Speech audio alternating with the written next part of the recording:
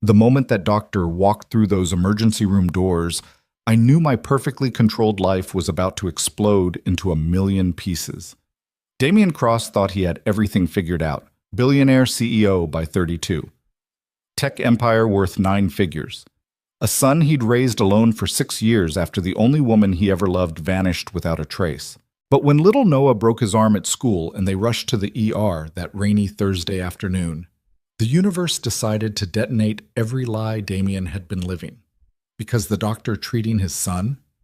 She was the ghost who'd haunted him for 6 years, and she was staring at Noah like she'd just seen her own child. If you want to see how this impossible reunion tears apart everything they thought they knew, stay until the end. Hit that like button and comment what city you're watching from. I want to see how far this story travels. The rain came down in sheets that Thursday afternoon, the kind of downpour that turns Seattle's streets into rivers and makes windshield wipers completely useless. Damien Cross sat in the back of his Mercedes S-Class, phone pressed to his ear, only half listening to his CFO drone on about quarterly projections. Mr. Cross, the Shanghai deal needs your signature by... His phone buzzed with another call. Pinewood Elementary. Damien's stomach dropped. I have to go. He didn't wait for a response before switching lines. This is Damien Cross. Mr. Cross, this is Principal Morrison. There's been an accident. Noah fell during recess and... Is he okay? Damien was already leaning forward, tapping his driver's shoulder. Stevens, Pinewood Elementary. Now. His arm is injured, possibly broken. The school nurse recommends... I'm on my way. 12 minutes later, Damien burst through the elementary school's front doors, his $2,000 suit soaked through, not giving a damn. A teacher he didn't recognize led him to the nurse's office, where 6-year-old Noah sat on the examination table, cradling his left arm, tear tracks still visible on his flushed cheeks. Dad! Noah's face crumpled the second he saw him. Damien was across the room in 3 strides, carefully pulling his son against his chest. I've got you, buddy. I've got you. It hurts really bad, Noah whimpered into his father's wet jacket. I know. We're going to fix it. Damien pulled back just enough to examine the arm. Already swelling, definitely broken. He looked at the school nurse. I'm taking him to the hospital. Of course. I've prepared his medical files. Send them to my phone. Damien was already scooping Noah up with his good arm. Come on, champ. Let's get you taken care of. The drive to Seattle Grace Hospital took 20 minutes that felt like 20 hours. Noah tried to be brave, but every bump in the road made him wince. Damien kept up a steady stream of conversation, anything to distract him. Remember what we talked about last night, about being strong even when things are scary? Noah nodded, bottom lip trembling. You're doing great, Noah. Better than I would be. You know when I broke my arm at your age, I cried for 2 hours straight? Really? Noah's eyes widened slightly. Oh yeah, your Uncle Marcus still makes fun of me for it. Wouldn't shut up for days. Damien managed a smile. You're already tougher than I was. By the time they reached the ER entrance, Noah had stopped crying, though his face was pale and pinched with pain. Damien carried him through the automatic doors into chaos. The waiting room was packed, every chair occupied, people coughing and bleeding and arguing with the overwhelmed staff. I need someone to look at my son. Now. Damien's voice cut through the noise as he approached the registration desk. The harried-looking woman behind the counter barely glanced up. Sir, you'll need to sign in and... His arm is broken. He's 6 years old and he's been in pain for over half an hour. I'm not waiting. Sir, I understand, but everyone here is waiting, unless it's life-threatening. Damien leaned forward, his voice dropping to something quiet and dangerous. I donate $7 million a year to this hospital. Get a doctor. The woman's eyes widened.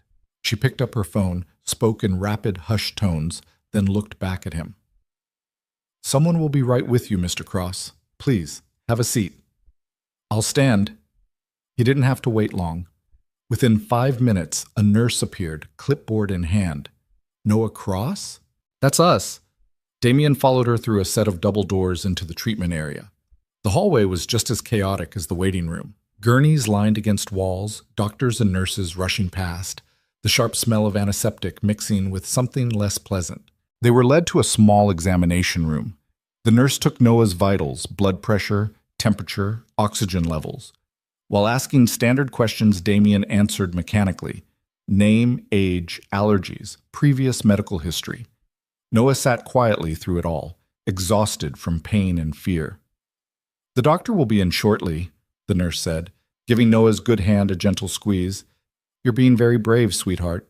After she left, Damien pulled a chair close to the examination table and took Noah's uninjured hand. How are you holding up? Okay, I guess. Noah's voice was small. Dad? Yeah, buddy. Am I going to need a cast? Probably, but you know what? All your friends are going to want to sign it. You'll be the coolest kid in first grade. Noah managed a weak smile. Can I get a blue one? Any color you want? They sat in silence for a moment, Noah leaning against his father's shoulder. Damien pressed a kiss to the top of his head, breathing in the familiar scent of his son's shampoo mixed with playground dirt. These moments, when Noah needed him, trusted him completely, were both the best and most terrifying parts of fatherhood. Footsteps approached in the hallway. Damien looked up as the door opened, and his entire world stopped. The woman who walked through that door was supposed to be impossible. She was supposed to be gone, vanished, possibly dead for all Damien had been able to find out 6 years ago when she disappeared from his life like smoke. But there she was, Clara Bennett. She'd frozen in the doorway, one hand still on the handle, her face draining of all color. The medical chart she'd been holding slipped from her fingers and clattered to the floor.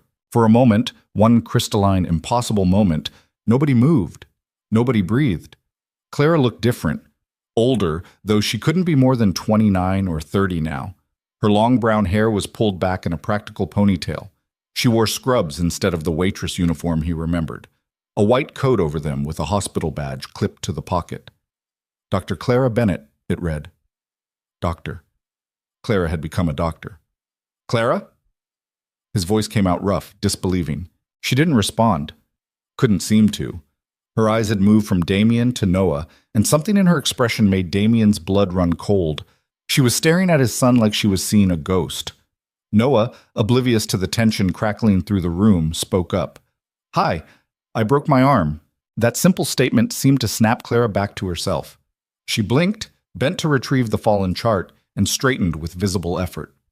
When she spoke, her voice was professionally neutral, but Damien could hear the tremor underneath. Yes, I see that. She moved into the room, but stayed as far from Damien as the small space allowed. Hello, Noah. I'm Dr. Bennett. Can you tell me what happened?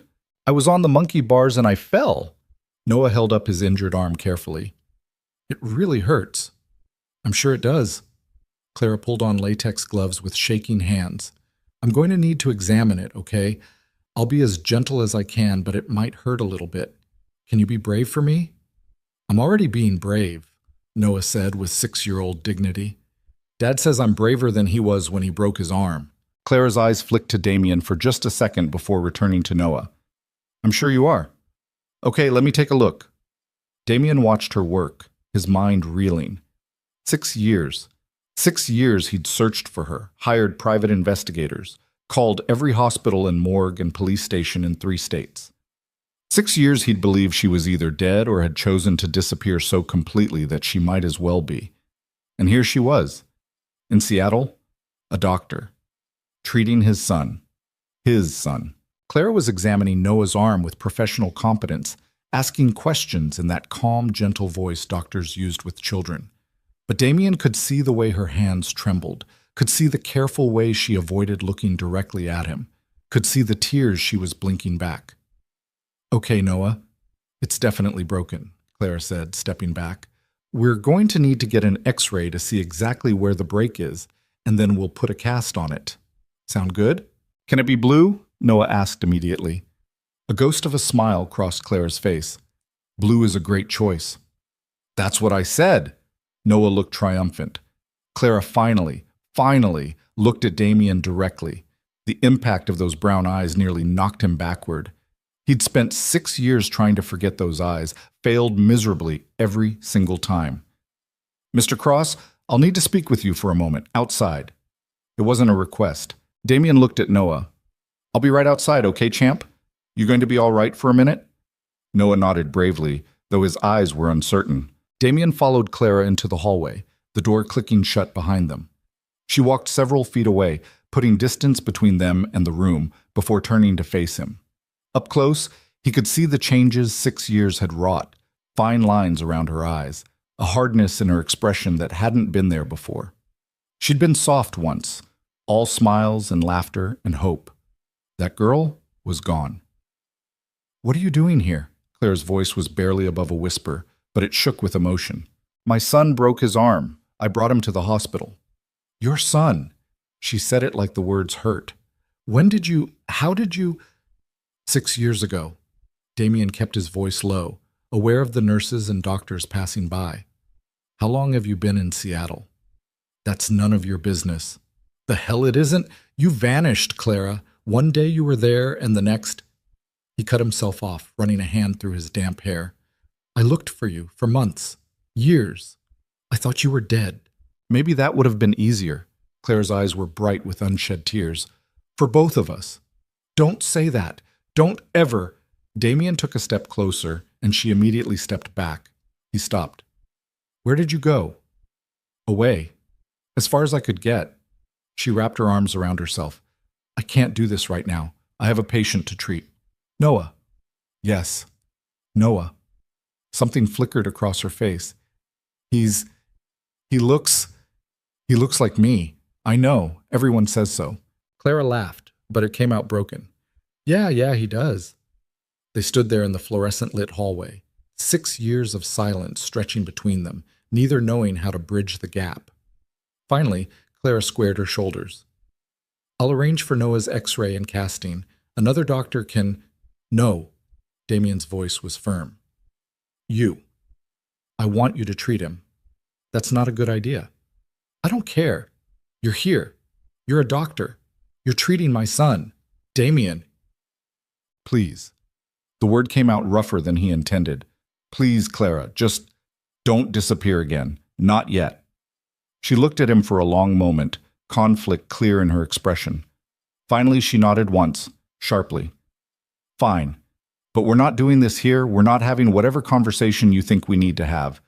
I'm going to treat Noah's arm, and then you're going to leave, and we're going to forget this ever happened." "Like hell we are." "I mean it, Damien. I can't." Her voice cracked. "I can't do this with you. Not after everything." Before he could respond, she turned and walked back into the examination room. Damien stood in the hallway, his hands clenched into fists, trying to process the impossible. Clara was alive. Clara was here. And unless he was very much mistaken, she'd looked at Noah like she knew him, like seeing him had broken something inside her. Why? Damien pushed back into the room to find Clara explaining the X-ray process to Noah, her professional mask firmly back in place. She was good with him, Damien noticed. Patient, kind. She made Noah smile when she joked about the X-ray machine being like a very boring video game. 20 minutes later, they were in radiology. Damien stood behind the protective barrier with Clara while a technician positioned Noah's arm. On the monitor, the break was clearly visible, a clean fracture of the radius, mercifully not displaced. "It's a good break, if there is such a thing," Clara said quietly, speaking to him for the first time since the hallway. "Simple fracture, no surgery needed, 6 weeks in a cast and he'll be fine." "That's good." "Yeah." They lapsed back into silence. Damien studied her profile. The curve of her cheek, the set of her jaw, the way she bit her lower lip when she was concentrating. She'd always done that. Some things apparently didn't change. "How long have you been a doctor?"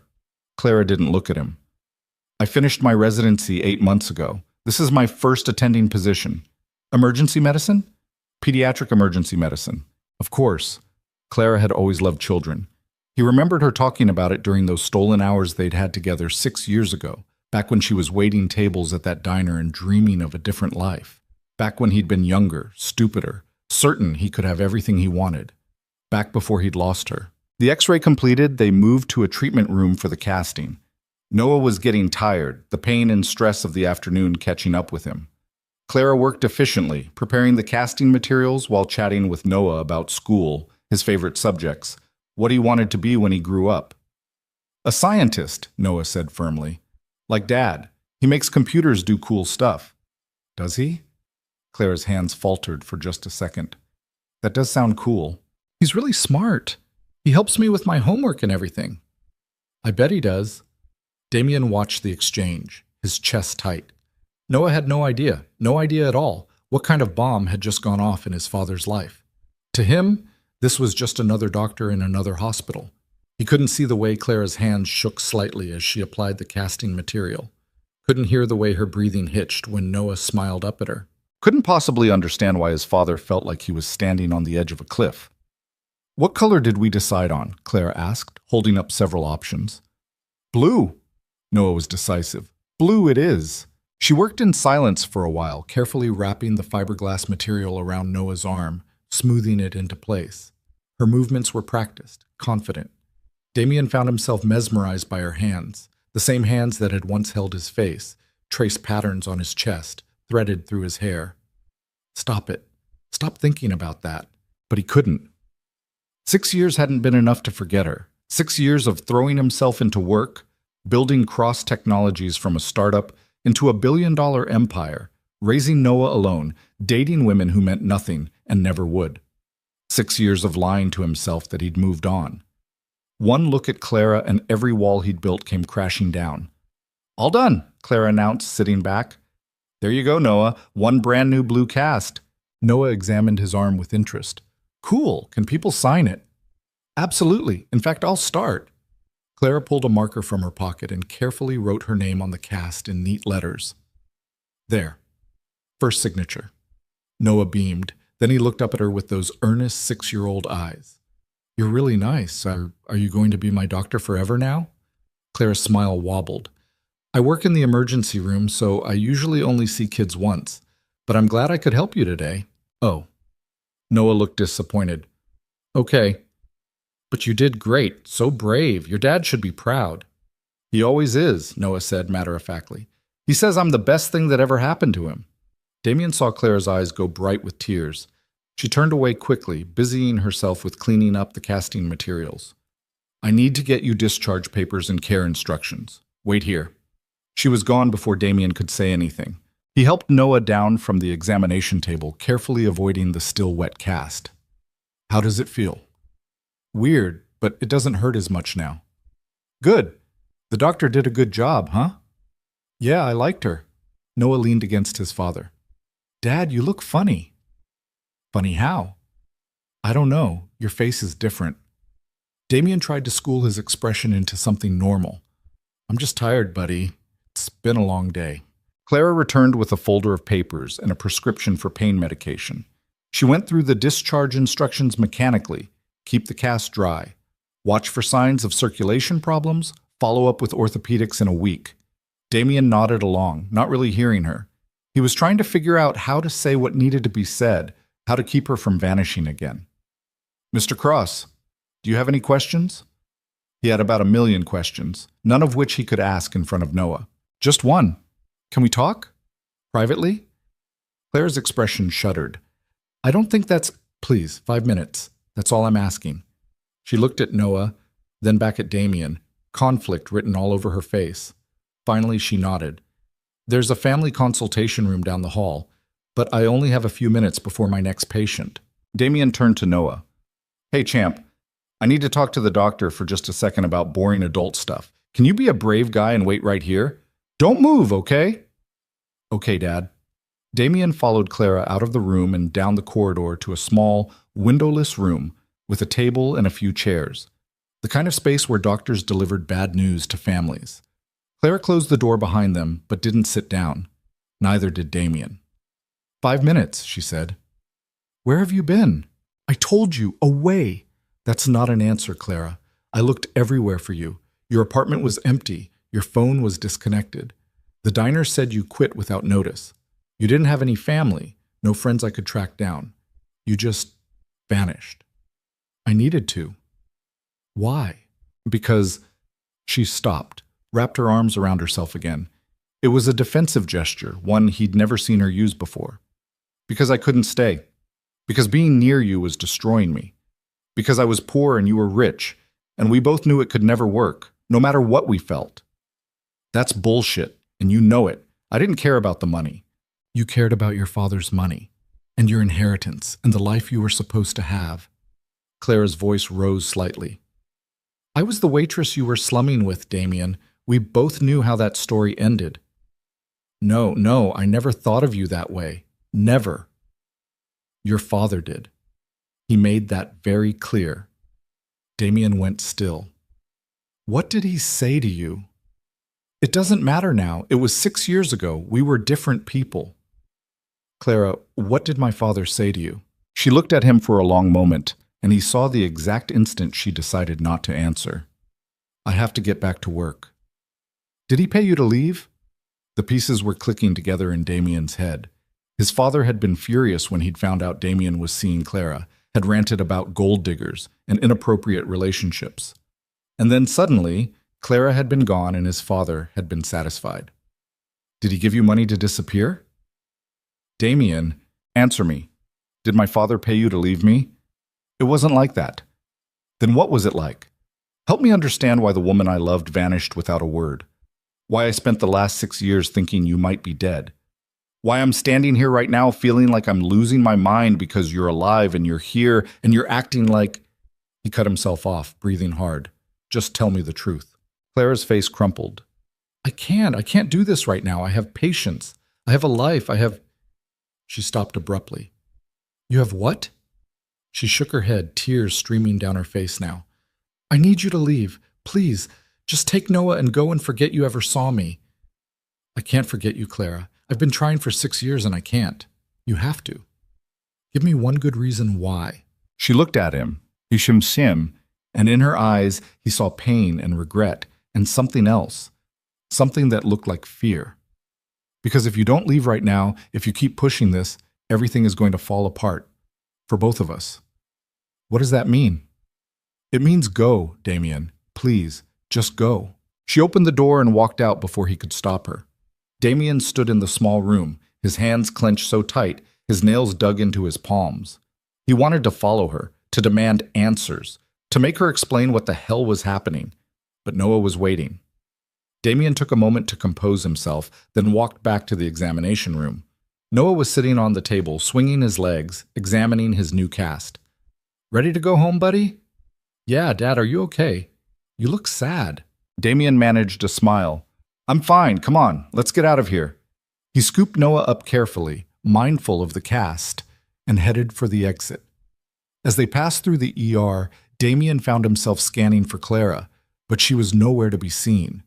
Probably hiding, probably hoping he'd just leave and never come back.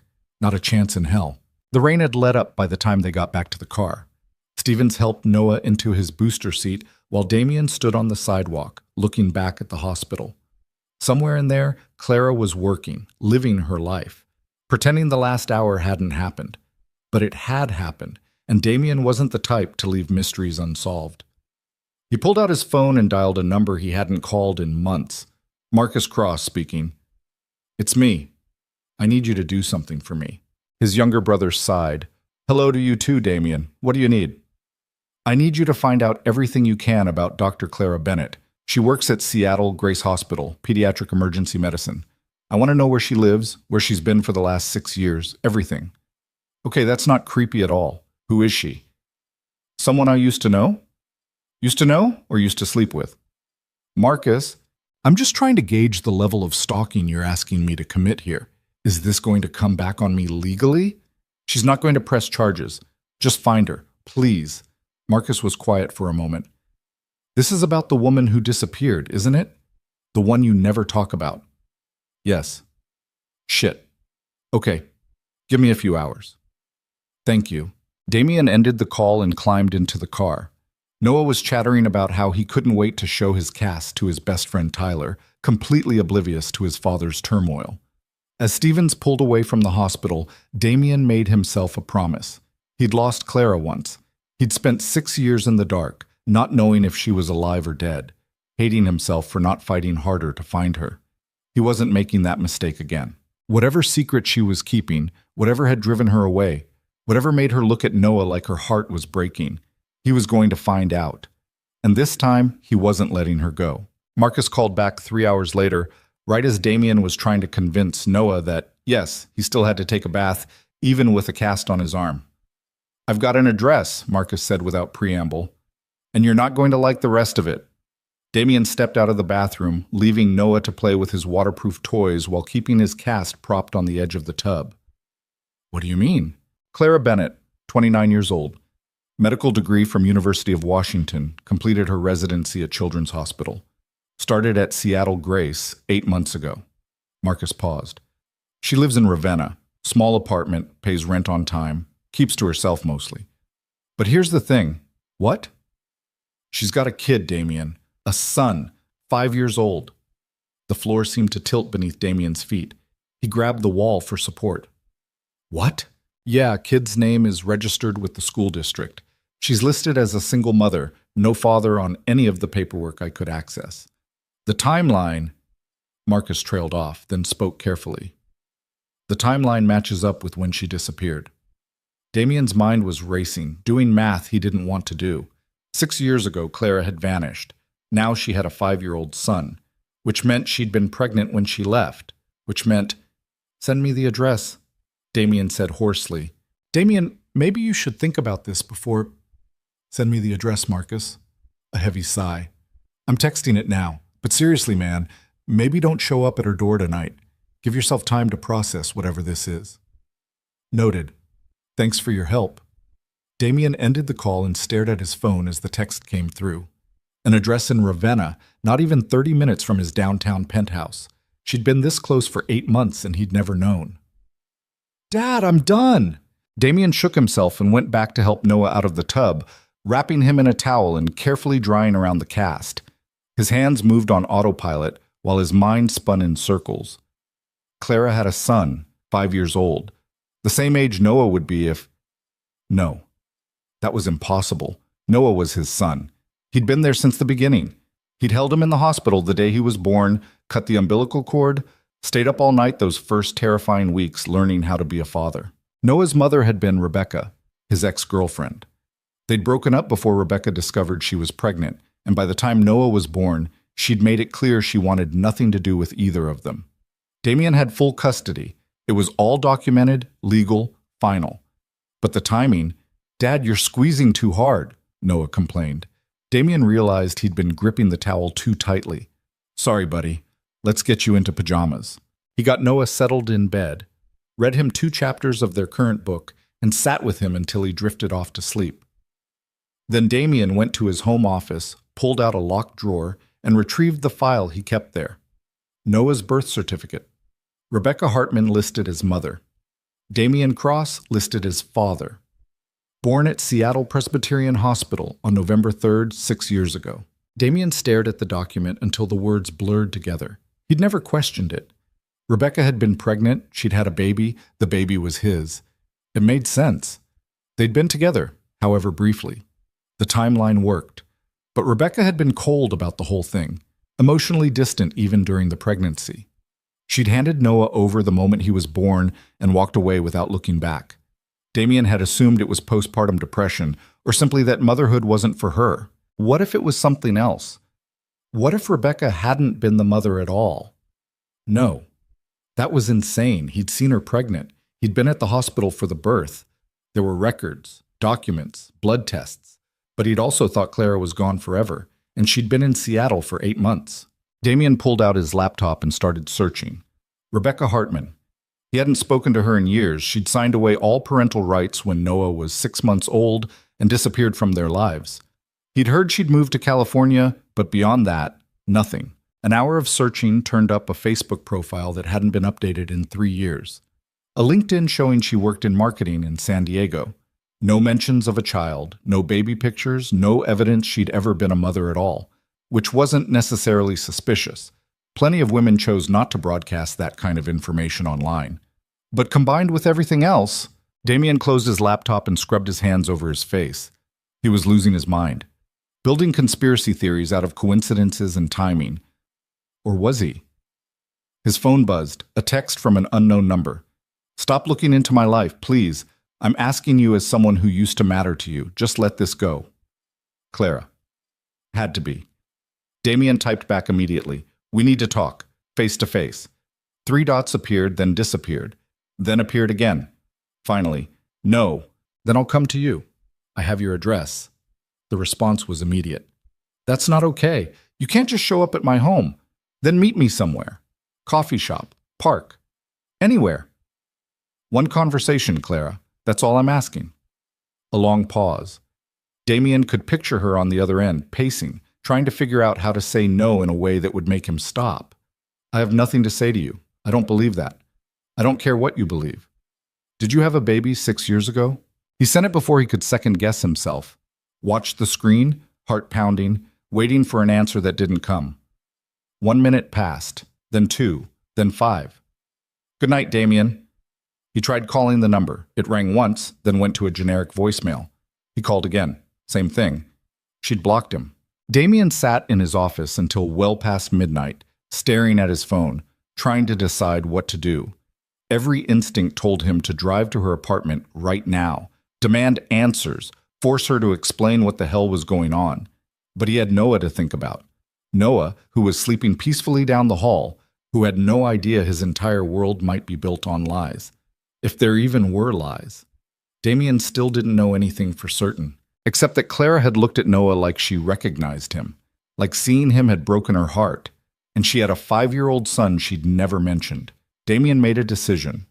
Tomorrow, after he dropped Noah at school, he was going to Clara's apartment. She didn't have to let him in. She didn't have to talk to him. But she couldn't stop him from showing up. He just hoped he was ready for whatever truth was waiting. The next morning, Damien got Noah ready for school with the same routine they'd perfected over 6 years. Breakfast, scrambled eggs and toast, clothes. Noah insisted on wearing his favorite dinosaur shirt even though it was getting too small. Backpack check. Homework, lunch, water bottle. Everyone's going to want to sign my cast, Noah announced proudly as Damien helped him into the car. Probably. Remember what we talked about? Keep it dry, don't hit anyone with it, tell your teacher if it starts to hurt. I know, Dad, you told me like 100 times. Just making sure. The drive to Pinewood Elementary took 15 minutes. Damien walked Noah to his classroom, spoke briefly with his teacher about the injury, and watched his son race off to show his friends the cast. So normal. So ordinary. How many of those ordinary moments were based on lies? Damien drove to Ravenna with his stomach in knots. The neighborhood was older, working class, full of small apartment buildings and houses that had seen better days. Clara's address led him to a 3-story building that looked like it had been built in the 70s and hadn't been updated since. He sat in his car for a full 5 minutes, trying to figure out what to say. How did you ask someone if your entire life was a lie? How did you demand answers about secrets you weren't even sure existed? Finally, he got out of the car and climbed the stairs to the second floor. Apartment 2C. There was a small wreath on the door and a welcome mat that said Home Sweet Home in faded letters. Damien knocked. Footsteps inside. A pause. Then Clara's voice, muffled by the door. Go away, Damien. I just want to talk.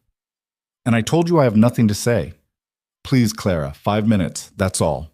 No. Damien leaned his forehead against the door. I know you have a son, 5 years old. I know the timing matches up with when you left.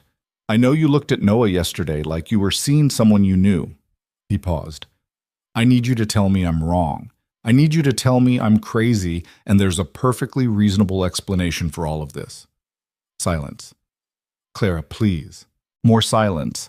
Then, so quietly he almost didn't hear it, you should have stayed away. The door opened.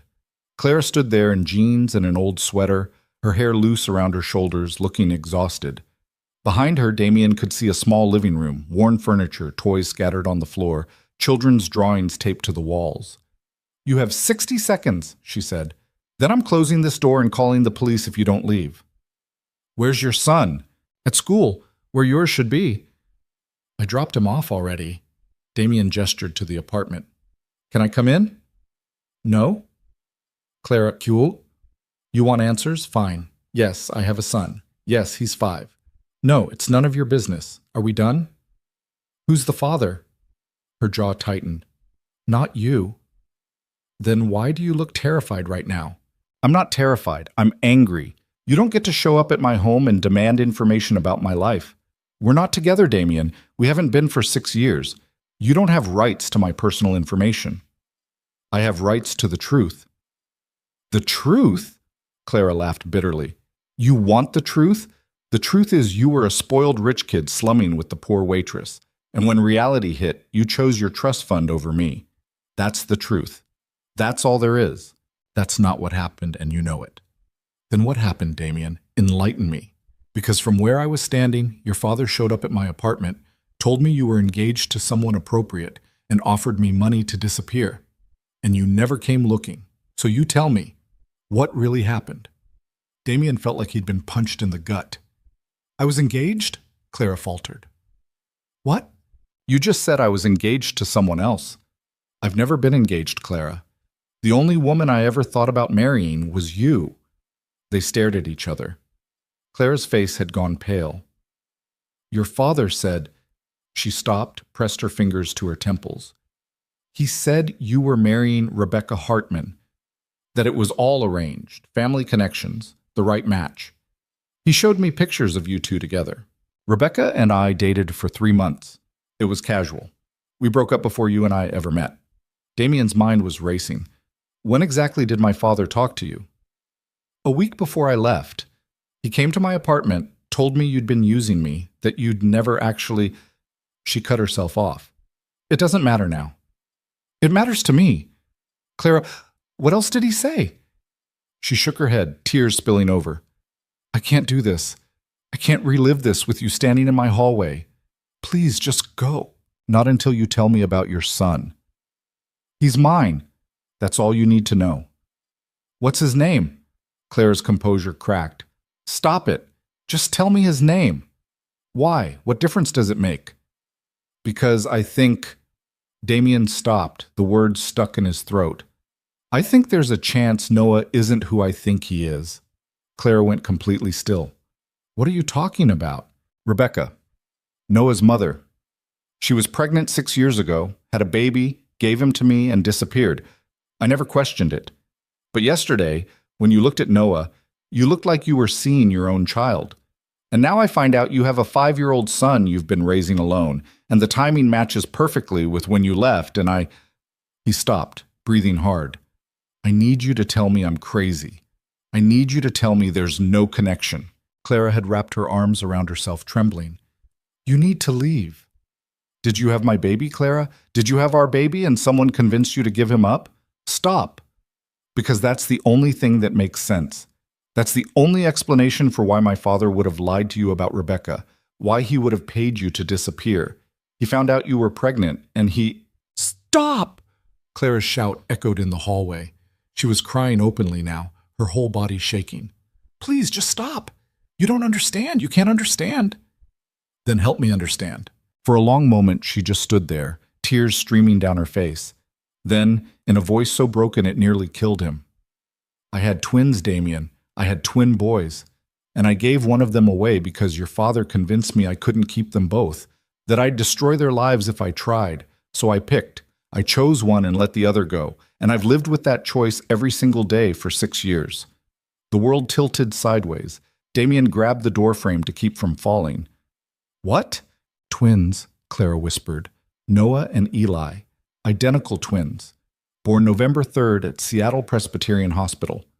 And I gave Noah to you because your father promised me he'd have a better life, and I kept Eli because I couldn't let them both go, and I've hated myself ever since. Damien couldn't breathe, couldn't think. The implications were crashing over him in waves. Noah had a twin brother. Noah's mother wasn't Rebecca. It was Clara. His father had orchestrated the entire thing. How? The word came out strangled. How did he even... Rebecca was his assistant's daughter. Your father knew her family. When he found out I was pregnant, he came up with a plan. Rebecca would pretend to be pregnant. I'd hide away until the birth, and then we'd each take one baby. You'd never know I was the mother.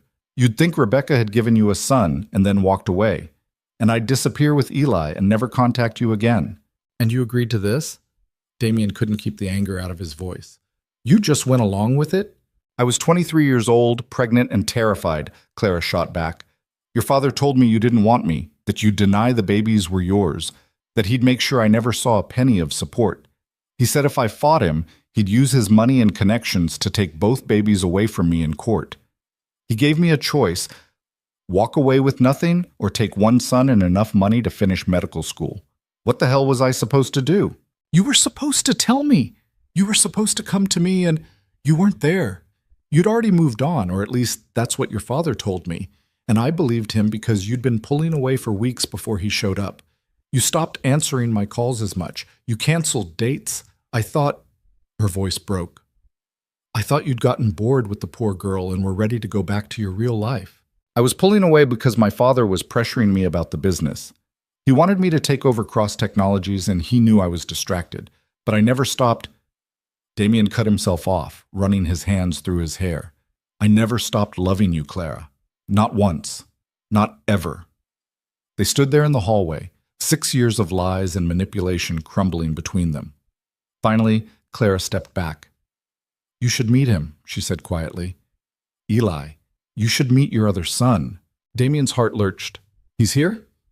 At school. Like I said, I'll pick him up this afternoon. You can... She swallowed hard. You can come back at 4, if you want. I want. Clara nodded, then started to close the door. Damien stopped her with a hand on the frame.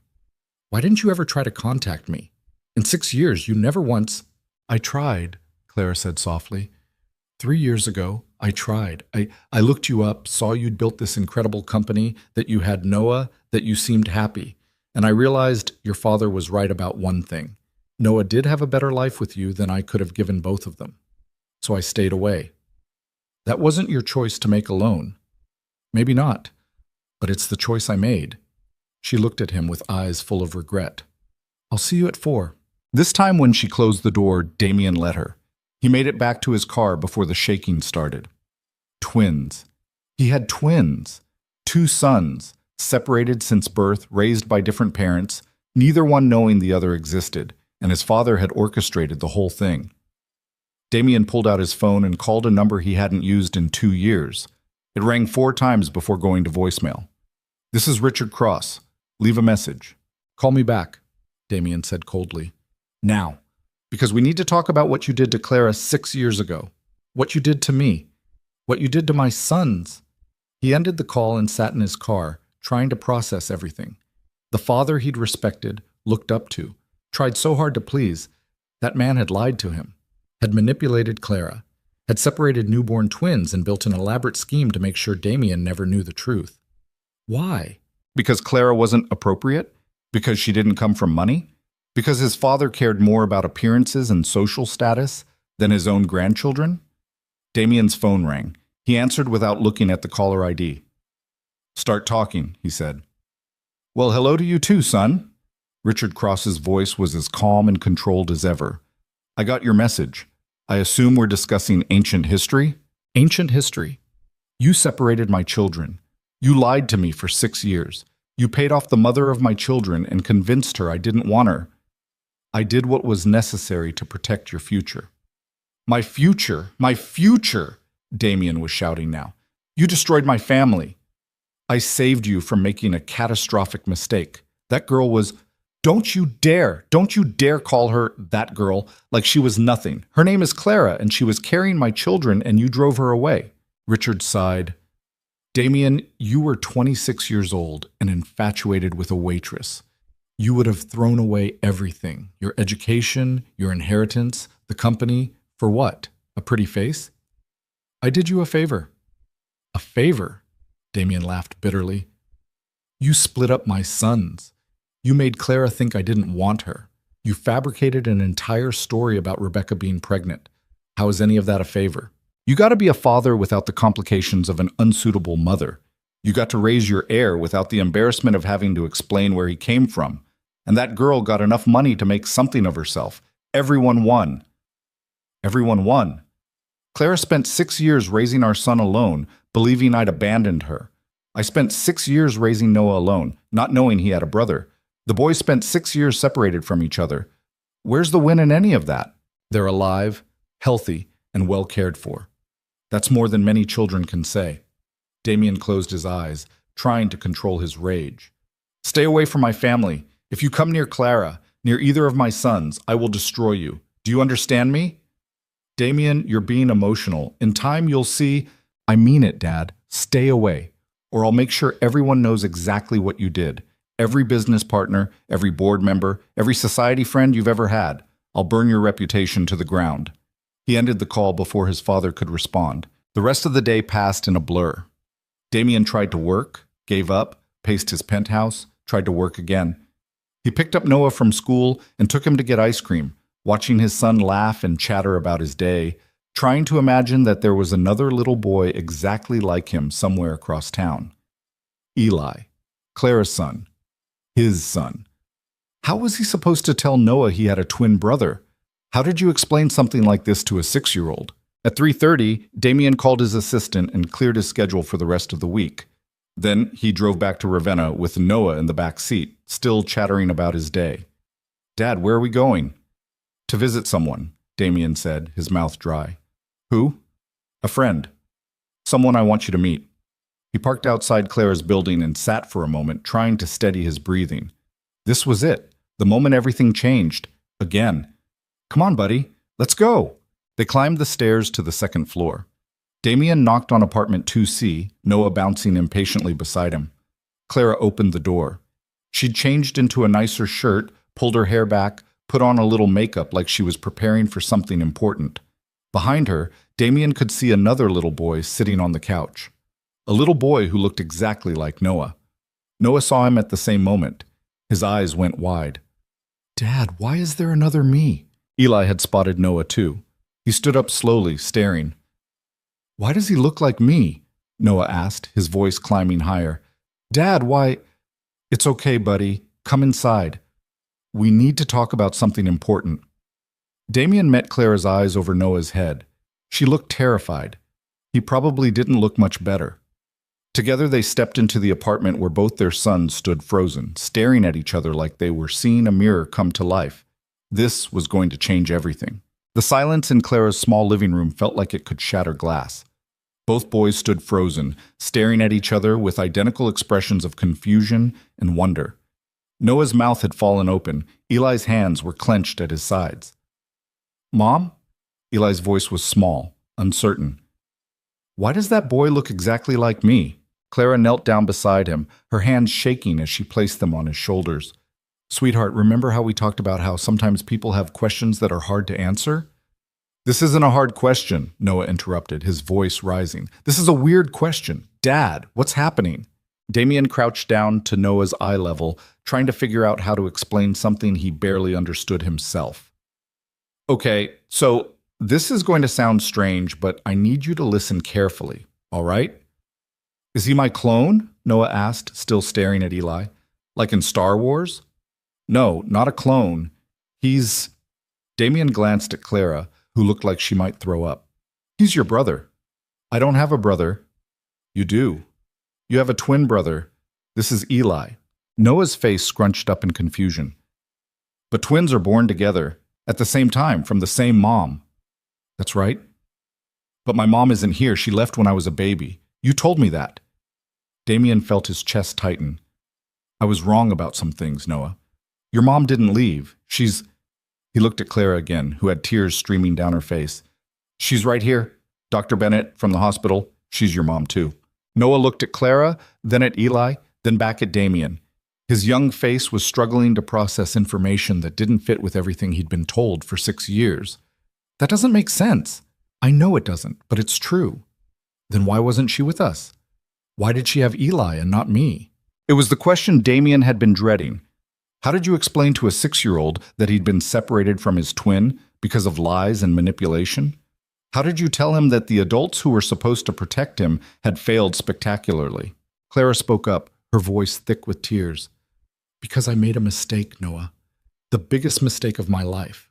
I was young and scared, and I let someone convince me that splitting you and your brother apart was the right thing to do.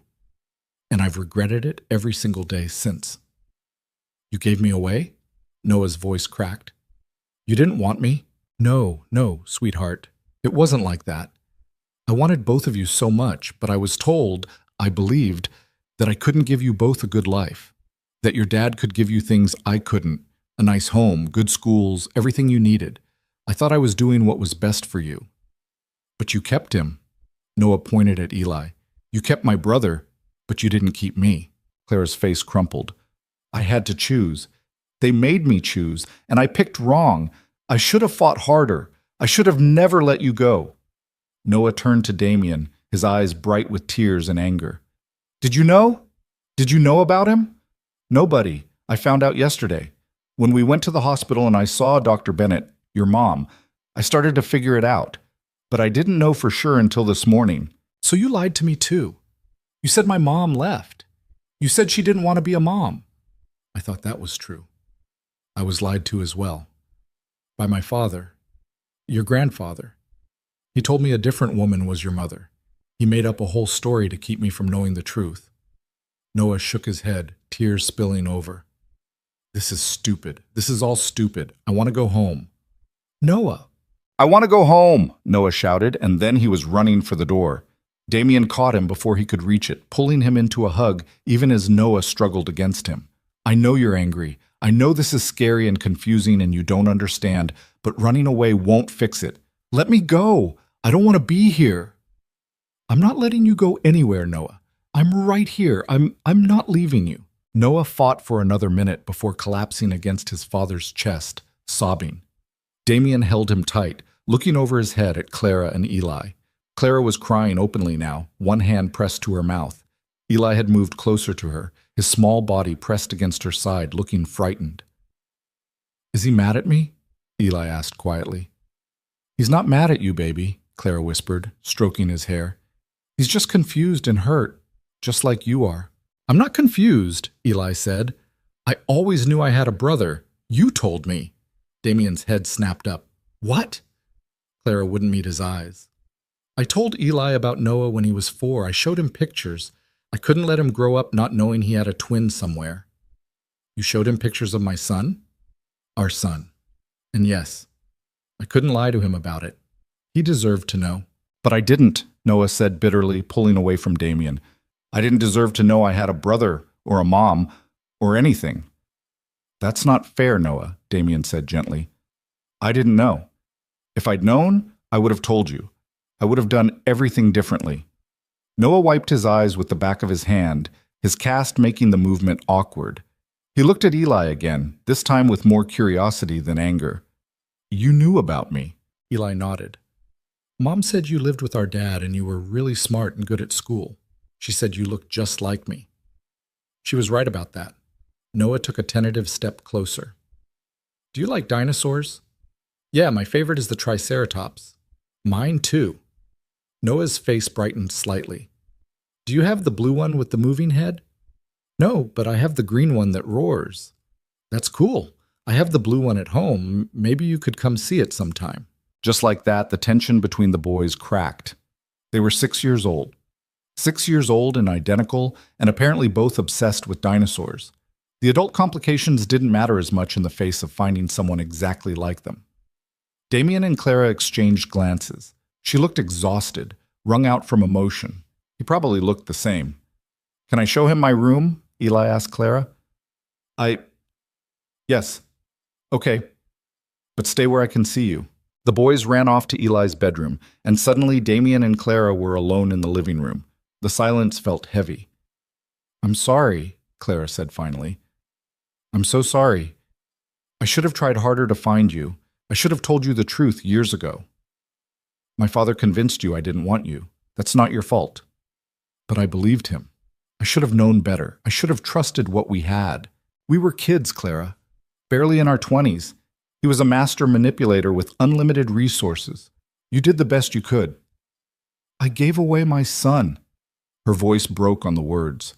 I gave away our son because I was scared and broke and stupid. That's not doing the best I could. That's failing in the worst possible way. Damien moved closer but didn't touch her. He wasn't sure he had the right. You finished medical school. You became a doctor. You've given Eli a good life from what I can see. A good life in a cramped apartment with secondhand furniture and a mother who cries every year on their birthday because she's only celebrating with half her children. Clara laughed bitterly. Yeah, great life. He seems happy, adjusted. You did that. And Noah? Is he happy? Most of the time. He has nightmares sometimes, asks about his mother occasionally.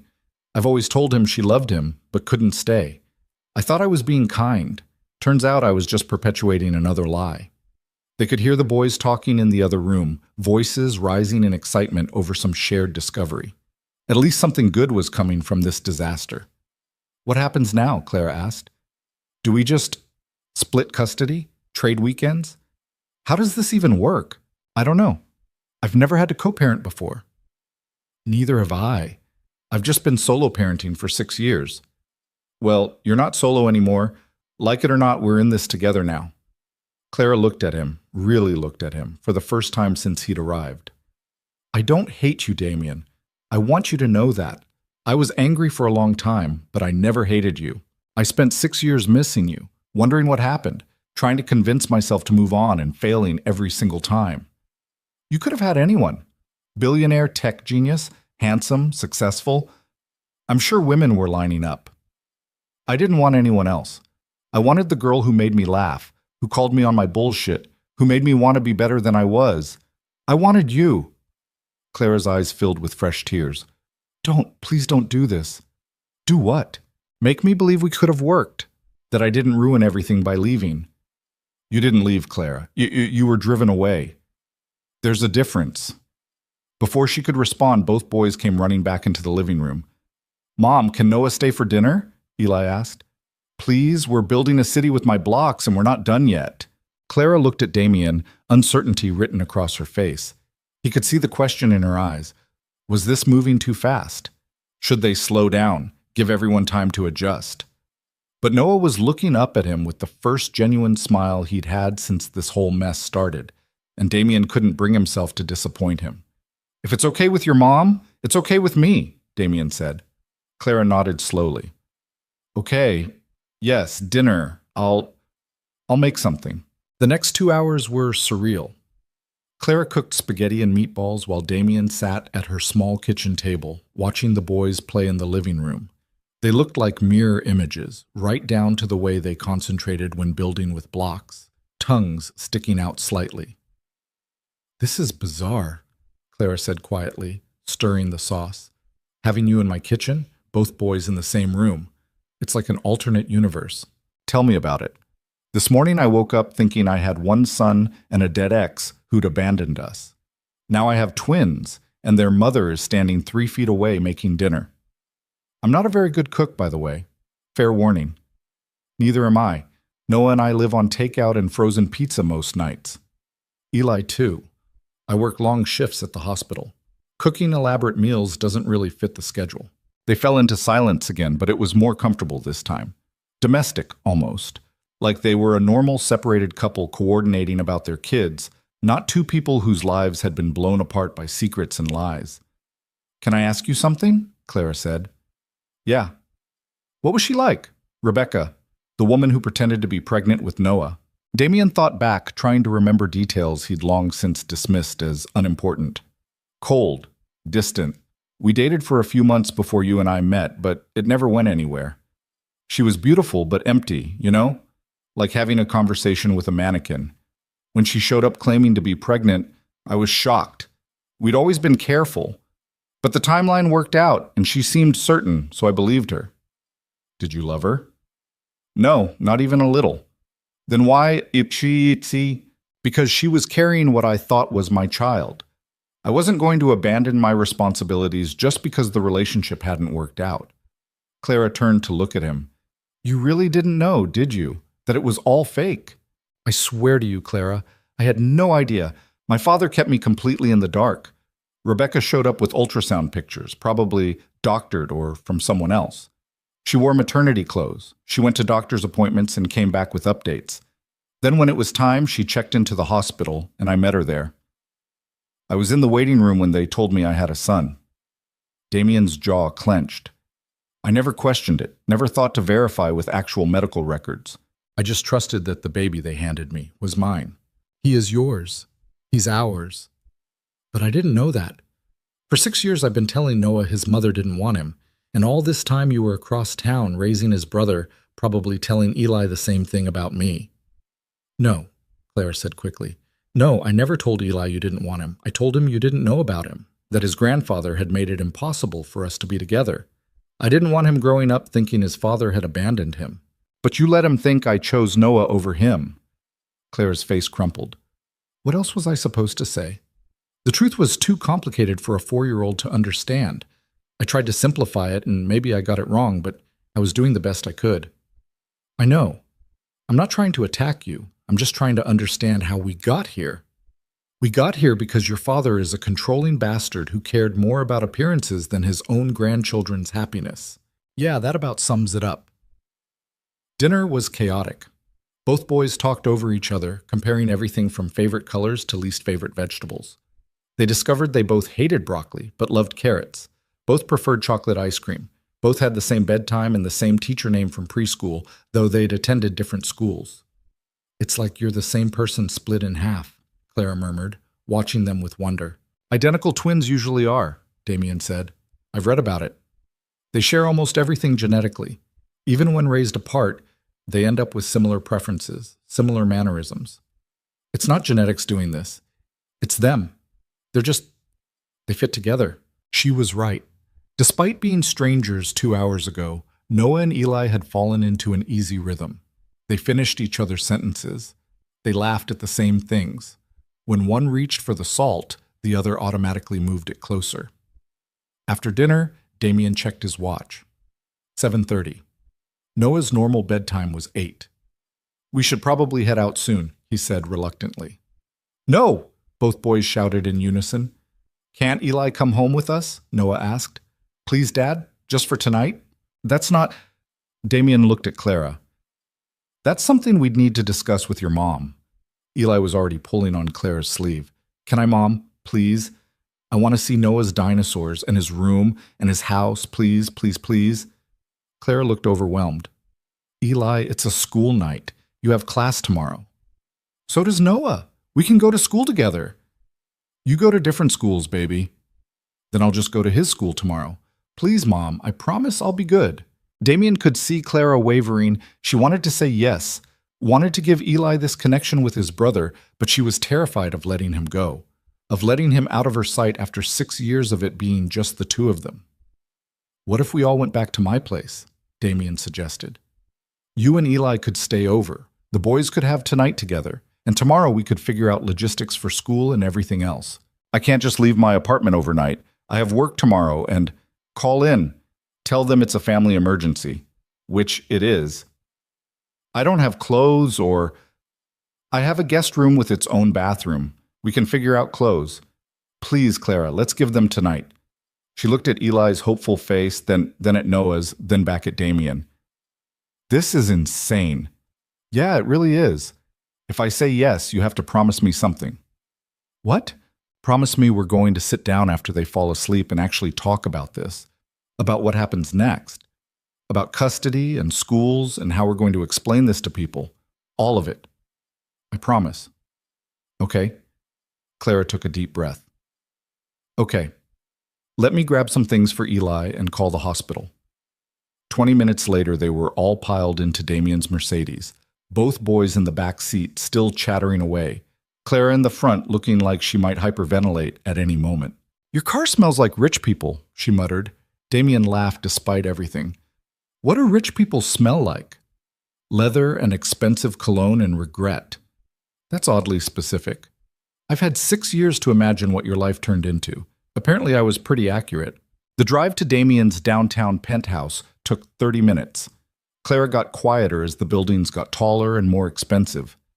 By the time they pulled into the underground parking garage of one of Seattle's most exclusive residential towers, she looked genuinely pale. You live here, she said flatly. Yeah. In this building that probably costs more per month than I make in a year. Clara, no, it's fine. It's great. I'm sure Noah has had a wonderful life here with his view of the city and his private elevator and whatever else comes with being the son of a billionaire. Are you angry at me for having money? I'm angry at myself for being poor. There's a difference. They rode the elevator to the top floor in silence. The boys didn't notice the tension. They were too busy pressing their faces to the glass elevator walls, watching the city lights rise below them. Damien's penthouse was exactly what Clara had probably imagined. Floor-to-ceiling windows overlooking Elliott Bay, modern furniture that looked expensive because it was, a kitchen with appliances that cost more than most people's cars, art on the walls that was probably original. Noah led Eli on an immediate tour, showing him his bedroom, which was bigger than Clara's entire living room, and his playroom, which had enough toys for 10 children, and the media room, which had a screen the size of a movie theater. Clara stood in the middle of the living room looking shell-shocked. "I gave him up for this," she said quietly. "I gave up my son so he could live in a penthouse and have more toys than he could ever play with and go to the best schools money can buy." "Clara, I'm not fishing for sympathy. I'm just processing. 6 years I've been telling myself I made the right choice, that Noah was better off with you, and I was right. Look at this place, Damien. Look at what you've given him. I could never have afforded anything like this." "Money isn't everything," says the billionaire, says the guy who would trade all of it to have had these 6 years with both my sons, to have had you in my life, to have not missed half of their childhood because my father thought social status was more important than family. Clara's eyes filled with tears again. "I've cried more in the last 24 hours than I have in years." "Same. This is such a mess." "Yeah." They stood there in awkward silence until both boys came running back, demanding snacks and drinks and wanting to watch a movie together. Damien set them up in the media room with popcorn and juice boxes, then joined Clara in the kitchen. She was standing at the window, staring out at the city lights. "You promised we'd talk," she said without turning around. "I did. So let's talk. What happens now? Do we tell people the truth? Do we keep it secret? Do we just pretend this is a normal custody arrangement?" "I think we tell the truth, or at least a version of it. We were together 6 years ago. You got pregnant with twins, circumstances separated us, and now we're figuring out how to co-parent. People are going to have questions, lots of questions. Let them ask. We don't owe anyone explanations. What about your father? He's not going to just accept this quietly. My father can rot in hell for all I care. I meant what I said. He's never seen the boys again. Not after what he did." Clara turned to face him. "He's still their grandfather.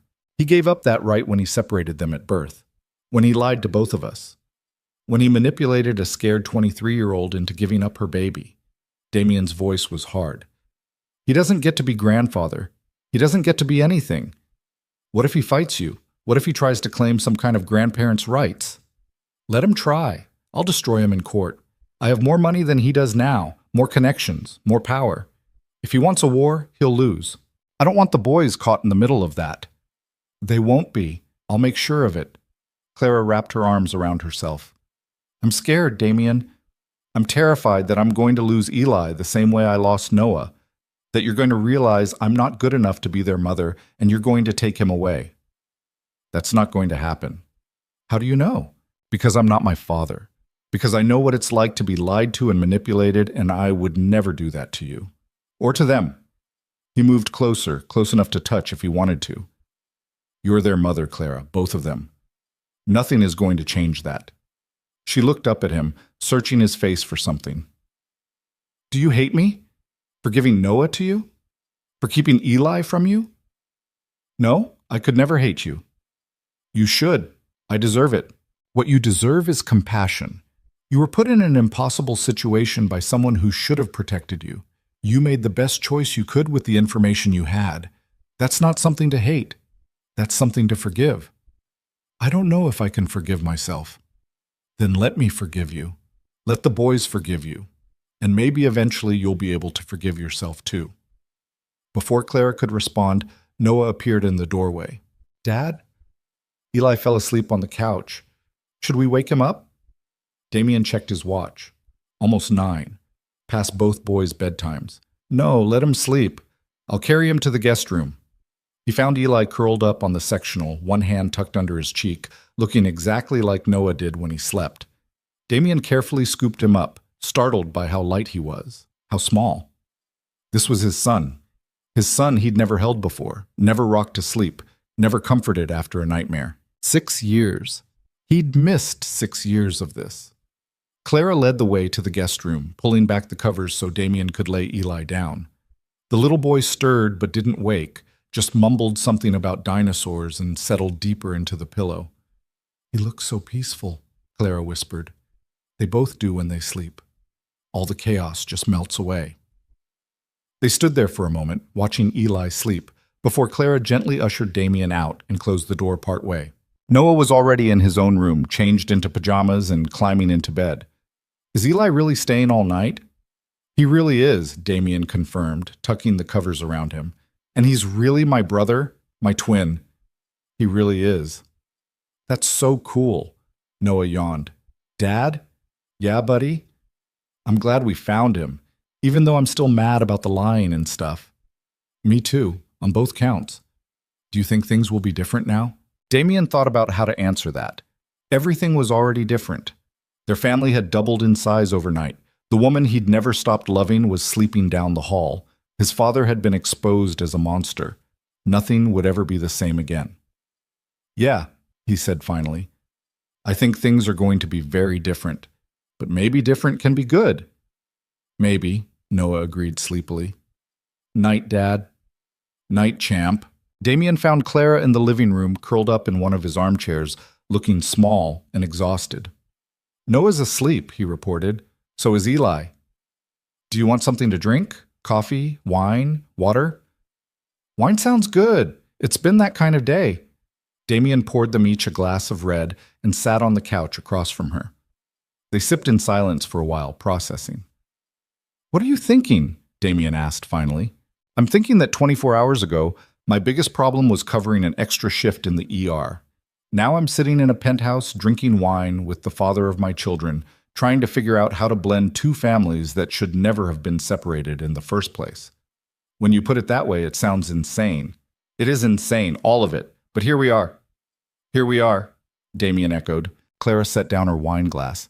"I need to know something, and I need you to be honest with me." "Okay.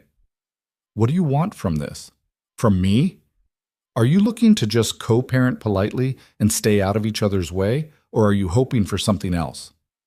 Damien met her eyes. "What do you think I want?" "I don't know. That's why I'm asking." "I want my family back, Clara. All of it. Both boys under one roof. You and me figuring out how to make this work. I want what we should have had 6 years ago before my father destroyed it." "You mean you want us to be together, as a couple?" "Eventually, yeah. If that's something you could want too." Clara laughed, but it sounded broken. "Damien, we barely know each other anymore. We're different people than we were 6 years ago. So we get to know each other again. We take it slow. We figure it out as we go. And if it doesn't work, if we try and fail, then we fail. But at least we'll have tried. At least we'll know we gave it a real shot this time instead of letting other people make our choices for us." Clara stood up and walked to the window again, her silhouette outlined against the city lights. "I'm not the same girl you knew, Damien. That girl was soft and hopeful and believed in fairy tales. I'm harder now, more cynical. I've had to be to survive. I'm not the same either. I've spent 6 years building walls to keep people out, being untrusting, protecting myself and Noah from getting hurt again.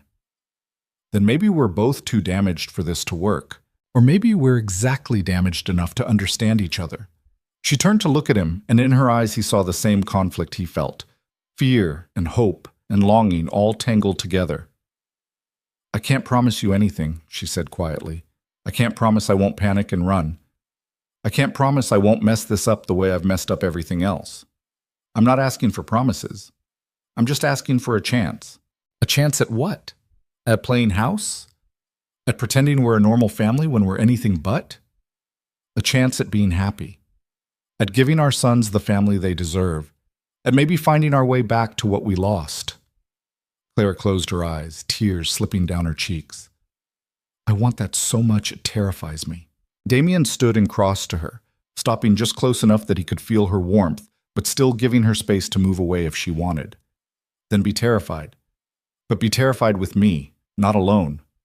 She looked up at him, and for a moment he thought she might kiss him, thought she might close the distance between them and let herself fall.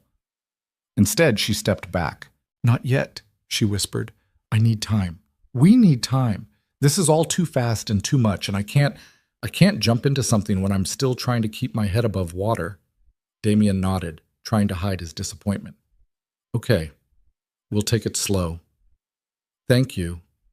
They stood there in awkward silence until Clara yawned despite herself. You should sleep, Damien said. The guest room has everything you need, fresh towels in the bathroom, extra toiletries in the cabinet. What about tomorrow? School and work and all the logistics? We'll figure it out in the morning. For tonight, let's just sleep. Clara nodded and started toward the guest room, then paused. Damien? Yeah. Thank you for not hating me, for understanding, for giving me another chance even though I don't deserve it. You deserve it more than you know. She gave him a small, sad smile and disappeared down the hallway. Damien stood in his living room for a long time after, staring out at the city, trying to process everything that had happened in the span of 2 days. His sons were both asleep under his roof for the first time in their lives. The woman he'd never stopped loving was sleeping down the hall. His father had been exposed as a liar and manipulator. And somewhere in the middle of all this chaos, Damien had to figure out how to build a family from broken pieces. He just hoped he was strong enough to pull it off. Morning came too early and with far too much noise. Damien woke to the sound of children laughing, not one child, but two, and for a disoriented moment couldn't remember why there were 2 sets of feet running down his hallway. Then everything from the previous 2 days came crashing back. He found both boys in the kitchen, already awake, and apparently attempting to make breakfast. Cereal covered the counter. Milk had been spilled and hastily wiped up with what looked like an entire roll of paper towels. Noah was standing on a chair trying to reach the cabinet where Damien kept the bowls, while Eli held the cereal box like he was waiting for instructions. Morning, Dad, Noah said cheerfully. We're making breakfast. I can see that. Damien surveyed the damage with resignation. Where's your mom, Eli? Still sleeping. We tried to be quiet, but... Eli gestured at the mess. It got kind of loud. Yeah, I noticed. Okay, get down from there, Noah, before you fall and break your other arm. I'll get the bowls.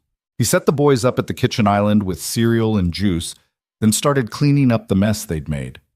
He was wiping down the counter when Clara emerged from the guest room, looking rumpled and half asleep. She'd slept in her clothes from yesterday, her hair was a mess, and she had pillow creases on her face. Damien thought she'd never looked more beautiful. Coffee, she mumbled. Please tell me you have coffee. Cabinet above the espresso machine. Cups are to the left. Clara made herself a cup with the efficiency of someone who lived on caffeine, then leaned against the counter and watched the boys eat. They're already best friends. Seems like it. They were making breakfast when I got up. Making is a generous term for what happened to your kitchen. Yeah, well, at least they're getting along. Clara sipped her coffee in silence for a moment. I called the hospital last night after you went to bed. Told them I needed a few days for a family emergency. They weren't happy about the short notice, but they approved it. Good. We're going to need time to figure this out. Figure what out exactly? Because I'm still not entirely sure what we're doing here. Damien glanced at the boys to make sure they were absorbed in their breakfast, then lowered his voice. We're figuring out how to be a family, how to co-parent, how to blend their lives without traumatizing them more than they already have been. That's a tall order for a few days. Then we'll take more time. I'll clear my schedule. You've already got time off. We make this the priority. And your company? You can just walk away from running a billion-dollar tech empire? I have good people. They'll manage. My sons are more important than quarterly earnings. Clara studied him over the rim of her coffee cup. You've changed. So have you. Not for the better, probably. I disagree. You're stronger now, more sure of yourself. The Clara I knew 6 years ago wouldn't have made it through medical school while raising a child alone. The Clara you knew 6 years ago wouldn't have had to. Before Damien could respond, both boys finished their cereal and started clamoring for attention. They wanted to play video games together. They wanted to show each other their favorite toys. They wanted to know if they could stay home from school today because separating now seemed impossible. You both have school, Clara said firmly. Education is important. But we just found each other, Noah protested. We should get to spend time together. You'll have plenty of time, but today you both go to your regular schools, and then this afternoon we'll figure out how to see each other again. That's not fair, Eli said. We've been apart for 6 years. We should get to be together now. Clara looked at Damien helplessly. He could see her wavering, wanting to give in because the guilt of separating them in the first place was eating her alive. "How about this?" Damien said. "You both go to school today like your mom said.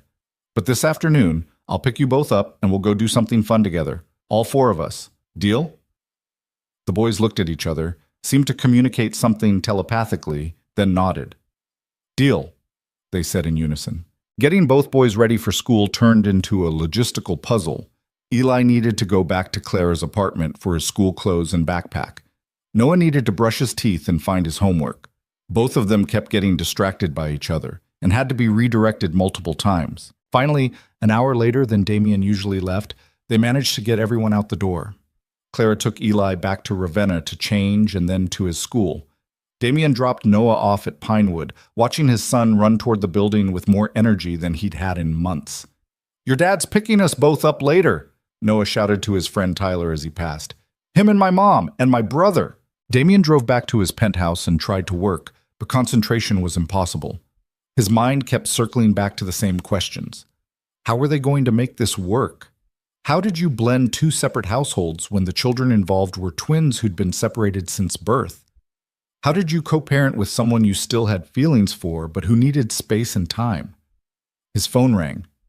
"Marcus, please tell me you haven't done anything illegal yet," his brother said by way of greeting. "Good morning to you too. Damien, I'm serious. I've been up all night thinking about the situation you described, and there are about 100 ways this could go sideways legally. You need to talk to a lawyer before—" "I don't need a lawyer. I need to figure out how to be a father to both my sons." "You need both. Clara could decide she wants full custody of Noah since she's his biological mother. Your father could try to cause problems. There are custody issues, legitimacy questions, the fact that your son's birth certificate lists a different mother. I know all that, Marcus. I'm aware of the complications." "Are you? Because from where I'm sitting, you're making emotional decisions without thinking through the legal ramifications." "Maybe I am. Maybe for once in my life, I'm prioritizing what's right over what's legally protected." Marcus sighed. "Just promise me you'll at least consult with someone. Get ahead of this before it becomes a disaster." "Fine. I'll call someone. Happy?" "Ecstatic." "How are the kids handling it?" "Better than the adults. They're 6. They think having a twin brother is the coolest thing ever." "And Clara?" Damien paused. "Scared. Guilty. Trying to hold it together for Eli's sake." "And you?" "Same. Minus the guilt. Plus a lot of anger at our father. Speaking of which, he's been calling me. Wants to know what you meant by your message yesterday. Tell him to stay away from my family or I'll destroy him." "Already did. He laughed." "Then he's an idiot. I meant every word." "I know you did. That's what worries me." They talked for a few more minutes before Damien ended the call and reluctantly dialed his attorney. The conversation was exactly as complicated as Marcus had predicted. Yes, there were issues with Noah's birth certificate. Yes, Clara could theoretically fight for custody. Yes, Richard Cross could cause problems if he wanted to. "But here's the thing," Damien's attorney said. "If both you and Ms. Bennett are in agreement about how to proceed, if you're willing to work together instead of fighting each other, most of these issues become manageable. It's only if one of you decides to make this adversarial that things get ugly. We're not going to fight each other." "Good. Then my advice is this. Sit down together and work out a custody arrangement you both can live with. Get it in writing, make it official through the courts, amend Noah's birth certificate to reflect the correct parentage, and for the love of all that's holy, keep your father out of it. Trust me, he's already out." Damien spent the rest of the morning making arrangements. He called Noah's school and explained vaguely that there had been a family development and Noah had recently been reunited with his twin brother. He called Eli's school and introduced himself as Eli's father. Both schools were confused but accommodating. At 2:30, he drove to Pinewood Elementary to pick up Noah. His son came running out with his cast covered in signatures and stickers, talking a mile a minute about his day. Everyone wanted to know about Eli. "I told them we're twins, but we didn't know about each other until this week. Tyler thinks that's the coolest thing he's ever heard. Can Eli come to my school? Can we be in the same class? We'll have to talk about that with your mom. Come on, we need to go get your brother." They drove to Eli's school across town. Clara was already waiting outside, Eli bouncing excitedly beside her. The moment the boys saw each other, They both started talking at once, comparing their days, showing off things they'd made in class. "This is going to be our life now, isn't it?" Clara said, watching them. "Constant chaos and noise and confusion." "Probably," Damien agreed. "You okay with that?" "Do I have a choice?" "There's always a choice." Clara looked at him. "Then I choose this, whatever this turns out to be, because watching them together," her voice caught, "I can't separate them again. I won't." "Good. Neither will I." They took both boys to a park near the waterfront, somewhere neutral that didn't belong to either of their separate lives. The boys ran off immediately to the playground, leaving Damien and Clara to sit on a bench and watch. "We need to talk about practical things," Clara said. "Schools, living arrangements, how we're going to handle this long term." "I know. I can't afford to move into your building. I can barely afford my current apartment on my salary. So don't. Stay where you are, or," Damien hesitated, "or move into the penthouse. There's plenty of room. The boys could share a room or have their own rooms, whatever they prefer. You'd have your own space." Clara turned to stare at him. "You're asking me to move in with you. I'm offering you an option. You don't have to, but it would make things easier. The boys would be together. We wouldn't have to coordinate drop-offs and pickups. We could actually try to be a family." "We barely know each other anymore, Damien. So we'll get to know each other again. I'm not asking you to sleep in my room or pretend we're a couple. I'm just asking you to consider making this easier on everyone by being in the same place." Clara was quiet for a long moment, watching the boys play. "I need to think about it." "Take all the time you need?" "What about schools? They're in different districts right now. We could transfer one of them, or both. Put them in the same school so they can be together. That's going to raise questions. People are going to want to know why identical twins are suddenly appearing together when they've been in separate schools for years. Let them ask. We tell them the truth. They were separated at birth due to complicated family circumstances and have recently been reunited. And when people push for more details, we tell them it's private family business and none of their concern." Clara rubbed her temples. "This is so complicated." "It doesn't have to be. We're making it complicated by overthinking it." "How can we not overthink it? This is our children's lives we're talking about. Their education, their stability, their emotional well-being. We can't just wing it and hope for the best." "I'm not suggesting we wing it.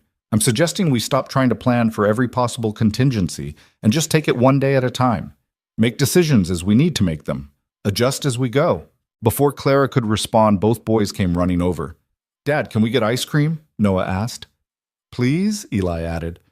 "There's a place right over there." Damien looked at Clara. "Ice cream okay with you?" "Sure. Why not?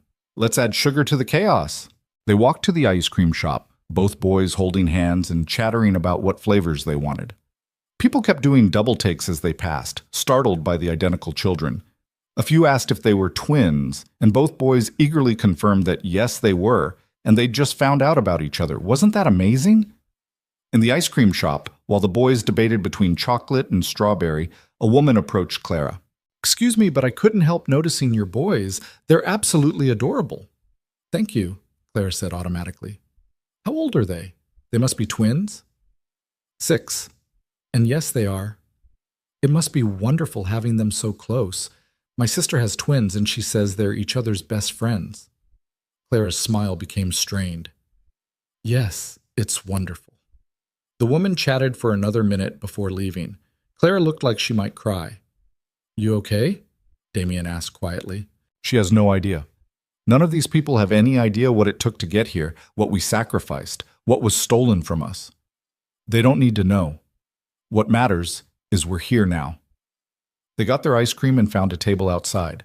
The boys made a mess, as 6-year-olds do, getting ice cream on their faces and shirts, and somehow on the table, even though Damien wasn't sure how that was physically possible.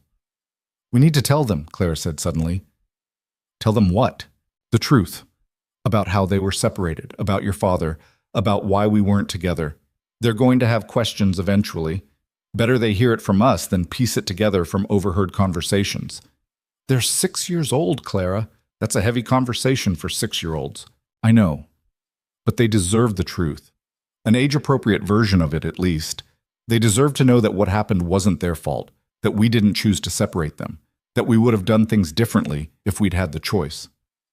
Damien watched both boys trying to catch drips of melting ice cream with their tongues, completely oblivious to the serious conversation happening 2 feet away. Okay, we tell them, but together, we sit them down together and we do it as a team. Agreed.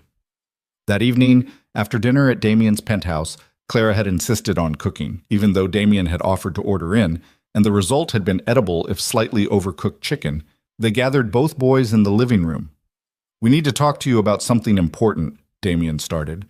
Both boys immediately looked worried. Are we in trouble? Noah asked. No, nothing like that. We just want to explain some things about why you and Eli weren't together before now. Because Grandpa is mean, Eli said matter-of-factly. Mom told me. Clara winced. I said it was more complicated than that, baby. But Grandpa was mean, right? He's the one who made you give away Noah. Damien felt his jaw tighten. Yes, my father, your grandfather, did something very wrong. When you and Noah were born, your mom and I weren't together anymore. My father knew that your mom was pregnant, and he convinced her that she couldn't take care of both of you by herself. Why not? Noah asked. Because she didn't have a lot of money, and your grandfather told her that babies are expensive and hard to take care of alone. He told her that if she gave one of you to me, that baby would have a better life with more opportunities. But that's stupid, Noah said. We should have been together. You're absolutely right. It was stupid, and it was wrong. But your mom was young and scared, and she believed my father when he said this was the best choice. Clara took over, her voice thick with emotion. I want you both to understand something. The choice I made, to let Noah go to your dad, was the hardest thing I've ever done. And not a single day has gone by that I haven't regretted it. But I thought I was doing what was best for you. I thought I was giving you a chance at a better life. Did I have a better life? Noah asked quietly. The question hung in the air. Damien met Clara's eyes, seeing his own pain reflected there. You had a different life, Damien said carefully. You had me, and you had nice things, and you went to a good school, but you didn't have your brother, and you didn't have your mom, so I don't know if it was better. Just different. I don't like Grandpa, Eli announced. He sounds mean. He made a very bad choice, Damien agreed. And because of that choice, you won't be seeing him anymore. Neither of you will. Good, both boys said in unison. The conversation continued for another 20 minutes, with both boys asking questions that were sometimes easy to answer and sometimes impossible. Why didn't Mom and Dad stay together? Why did Grandpa think money was more important than family? Why couldn't they have just all lived together from the beginning?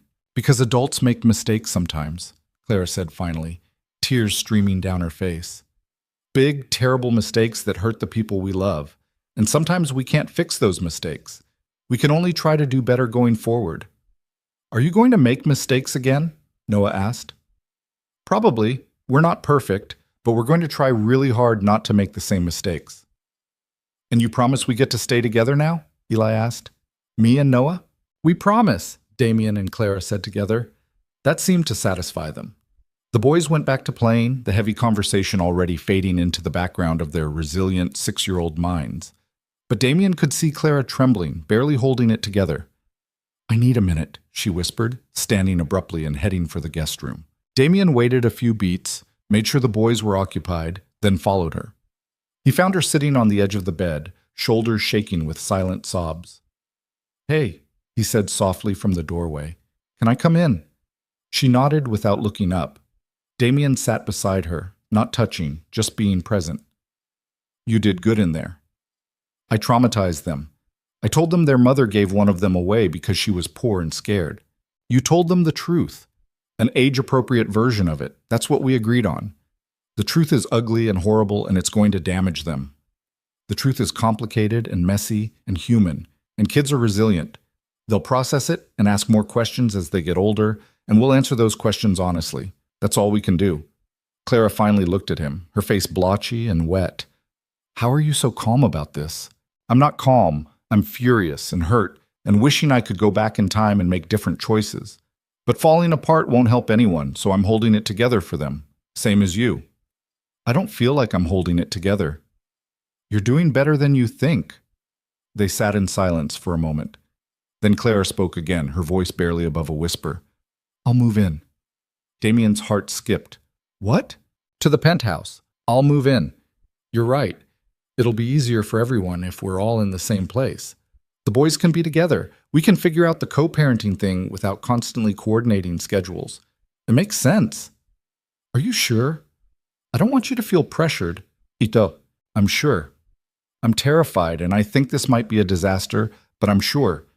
Because watching them together tonight, seeing how happy they are, knowing that separating them again would break their hearts. She stopped, took a shaky breath. I can't do that to them. I can't be the reason they're apart anymore. Okay, then we'll make it work. I'll clear out one of the spare bedrooms for you. You can bring whatever furniture you want from your apartment. We'll make it feel like home. I don't have much furniture worth bringing. Most of my stuff is secondhand or falling apart. Then we'll get new stuff, whatever you need to feel comfortable. Clara laughed bitterly. This is insane. 2 days ago, I was living my quiet, predictable life. Now I'm moving into a penthouse with my ex-boyfriend and trying to figure out how to raise twins with a man I barely know anymore. We'll figure it out together. You keep saying that like it's easy. It's not easy, but it's simple. We put the boys first. We communicate. We give each other grace when we screw up. That's it. That's it, Clara repeated, like she was trying to convince herself. Okay. When do you want to do this? Whenever you're ready? Tomorrow? This weekend? Let's do it this weekend. Give me a few days to pack up the apartment and say goodbye to that chapter of my life. Sounds like a plan. Clara stood up, wiping her eyes. I should get back out there before the boys destroy your living room. It's already destroyed. They're 6-year-old twins. Destruction is their natural state. That got a genuine smile out of her. Fair point. They walked back to the living room to find both boys had built an elaborate fort out of couch cushions and were inside it, whispering and giggling about something. What are you two plotting in there? Damien called. 2 identical heads poked out. Nothing, they said unconvincingly. Uh-huh. Sure. The rest of the evening passed in surprising normalcy. They gave both boys baths separately, because putting twins in a bathtub together seemed like a recipe for a flood. They read them stories. They tucked them into bed. Noah in his room, Eli in the guest room, and listened to them call goodnight to each other through the walls. Finally, when the apartment was quiet and both children were asleep, Damien and Clara sat together in the living room with glasses of wine, exhausted. We survived day 1, Clara said. Barely. Tomorrow's going to be just as hard. Probably harder. And the day after that. Yep. Clara took a long sip of wine. Why does parenting involve so much wine?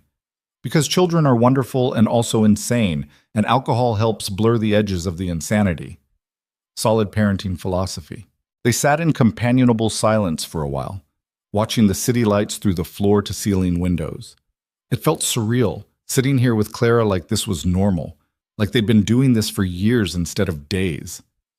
Can I ask you something? Clara said eventually. Sure. That first day in the hospital, when you saw me, what was going through your head? Damien thought back to that moment in the ER, when Clara had walked through the door and his entire world had tilted. Shock, mostly. Disbelief. I thought I was hallucinating. Then, when I realized you were real, I felt... He paused, trying to find the right words. Relief, anger, confusion, love. All of it at once. Love? I never stopped loving you, Clara. I told you that. 6 years wasn't long enough to get over you. She looked down at her wine glass. I loved you too. Love you. Present tense, I think. I'm not entirely sure anymore. Everything's so confused. That's okay. We've got time to figure it out. Do we, though? We're moving in together this weekend. We're raising kids together. That's not exactly taking things slow. We're co-parenting together, living in the same space for the kids' sake. Anything else, anything romantic, we take as slow as we need to. And if it never becomes romantic again, if we try to get to know each other and discover we're too different now, then we stay friends and co-parent successfully anyway. The kids don't need us to be a couple. They just need us to be present and stable and working together. Clara nodded slowly. Okay, I can work with that. Good. She finished her wine and stood up. I should get some sleep. Tomorrow I need to call my landlord and start packing. Need help? With packing? From a billionaire who probably hasn't packed his own suitcase in years? I packed my own suitcase last week, thank you very much. Where were you going? Tokyo. Business meetings, very boring. And how many assistants helped you pack? Damien grinned. Only 2. Clara laughed, and it was the most genuine sound he'd heard from her yet. Good night, Damien. Good night, Clara. He watched her disappear down the hallway, then sat alone in his living room for a long time, thinking about how drastically his life had changed in 48 hours. 2 days ago, he'd been a single father with 1 son and a successful business and a life that made sense. Now he had twins. Their mother was moving in, his father was cut out of his life, and nothing made sense anymore. But somehow, despite the chaos and confusion and pain, Damien felt more hopeful than he had in 6 years. Because his family, broken and unconventional and messy as it was finally together. And maybe, just maybe, they could find a way to make it work. The weekend came faster than either of them expected, bringing with it moving boxes, chaos, and the reality of what they'd agreed to. Damien had arranged for a moving company to help Clara pack up her apartment, but she'd insisted on doing most of it herself. Pride, he figured. She'd built that small life alone and wanted to dismantle it the same way. He showed up Saturday morning anyway with coffee and breakfast sandwiches. Clara answered the door in old jeans and a paint-stained t-shirt, her hair pulled back in a messy bun. I told you I didn't need help. And I heard you. I brought coffee anyway. She tried to look annoyed but failed, accepting the cup gratefully. The boys? With Marcus. He's taking them to the aquarium. Figured we could use a few hours without 6-year-old commentary on everything we're doing. Your brother doesn't strike me as the babysitting type. He's not, but he's trying to be a better uncle. Apparently my complete life implosion inspired him to reevaluate his priorities.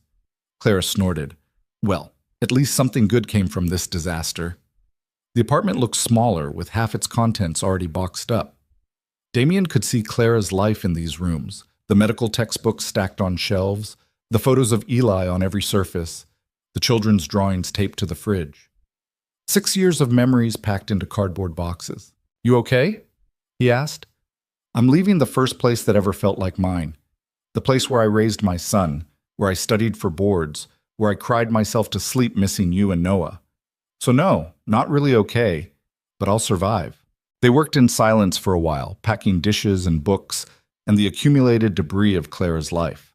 Damien found himself studying the small details, the chipped mug that was obviously Eli's favorite, the framed photo of Clara at her medical school graduation with Eli in her arms, both of them beaming despite everything.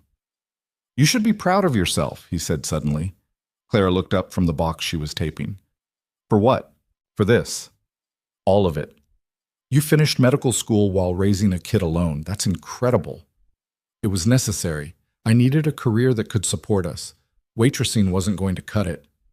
Still, not everyone could have done it. I didn't have a choice. There's always a choice. You chose to fight, to build something better. That takes strength. Clara's eyes got bright. Stop being nice to me. I'm barely holding it together as it is. Okay, you're terrible at packing boxes. Is that better? Much better, thank you. By early afternoon, they had everything packed and loaded into the moving truck.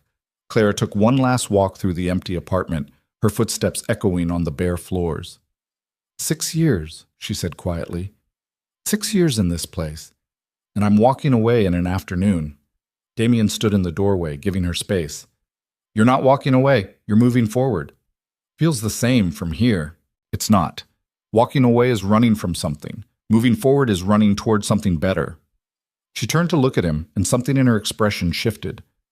When did you get so wise? I had 6 years to think about what I lost. Gives you perspective.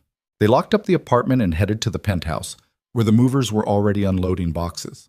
Damien had cleared out the spare bedroom next to Noah's room, though it was still twice the size of Clara's entire old apartment. This is ridiculous, Clara said, standing in the middle of what would be her new room. This is bigger than my living room and bedroom combined. You can decorate however you want. Make it feel like yours. I don't have enough stuff to fill this space. Then we'll get more stuff. Damien, I can't just... Yes, you can. You're living here now. This is your home too. Whatever you need to feel comfortable, we get it. No arguments. Clara looked like she wanted to argue anyway, but Marcus arrived with the boys before she could, both children running through the door with 1,000 things to say about the aquarium. The octopus was so cool, Eli shouted. And the sharks, Noah added. Uncle Marcus let us touch the stingrays. Marcus looked exhausted. They have more energy than should be legally allowed. I need a nap. And possibly therapy. Welcome to parenting, Damien said, clapping him on the shoulder. How do you do this every day? Coffee. Lots of coffee. The boys discovered Clara's boxes and immediately wanted to help unpack, which meant everything took 3 times longer but involved significantly more laughter. They found Eli's stuffed animals and insisted on introducing each one to Noah's collection. They found books and demanded to know if they were good stories. They found a photo album and spent 20 minutes looking at pictures of Eli as a baby. Mom, why don't we have pictures of Noah as a baby? Eli asked. Clara's face went carefully neutral. Because Noah was with your dad, remember? I didn't have pictures of him. But we're twins. Don't we look the same? Exactly the same, Damien confirmed, pulling out his phone and scrolling through old photos. Here, look. This is Noah, when he was about 6 months old. Both boys crowded around the phone, studying the picture intently. Then Eli's eyes went wide. That looks just like me. Mom, do you have my baby pictures? Clara retrieved a photo album from one of the boxes, and they spent the next hour comparing pictures, finding identical expressions and poses, despite being in completely different places. Baby Noah in an expensive nursery. Baby Eli in Clara's small apartment. Same faces, different worlds.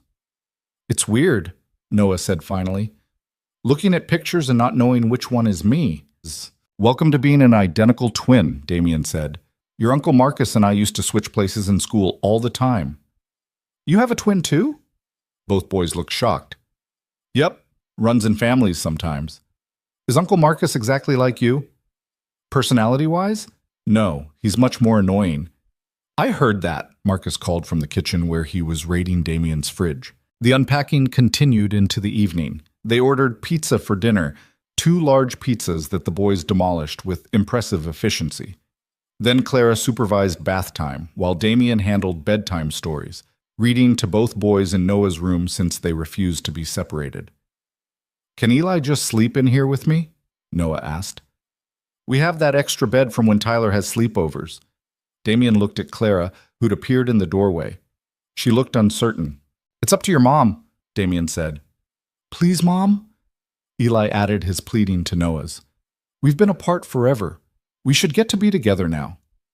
It's a school night, Clara said, but her resolve was clearly crumbling. We'll go to sleep right away, both boys promised in unison. Somehow I doubt that, but fine.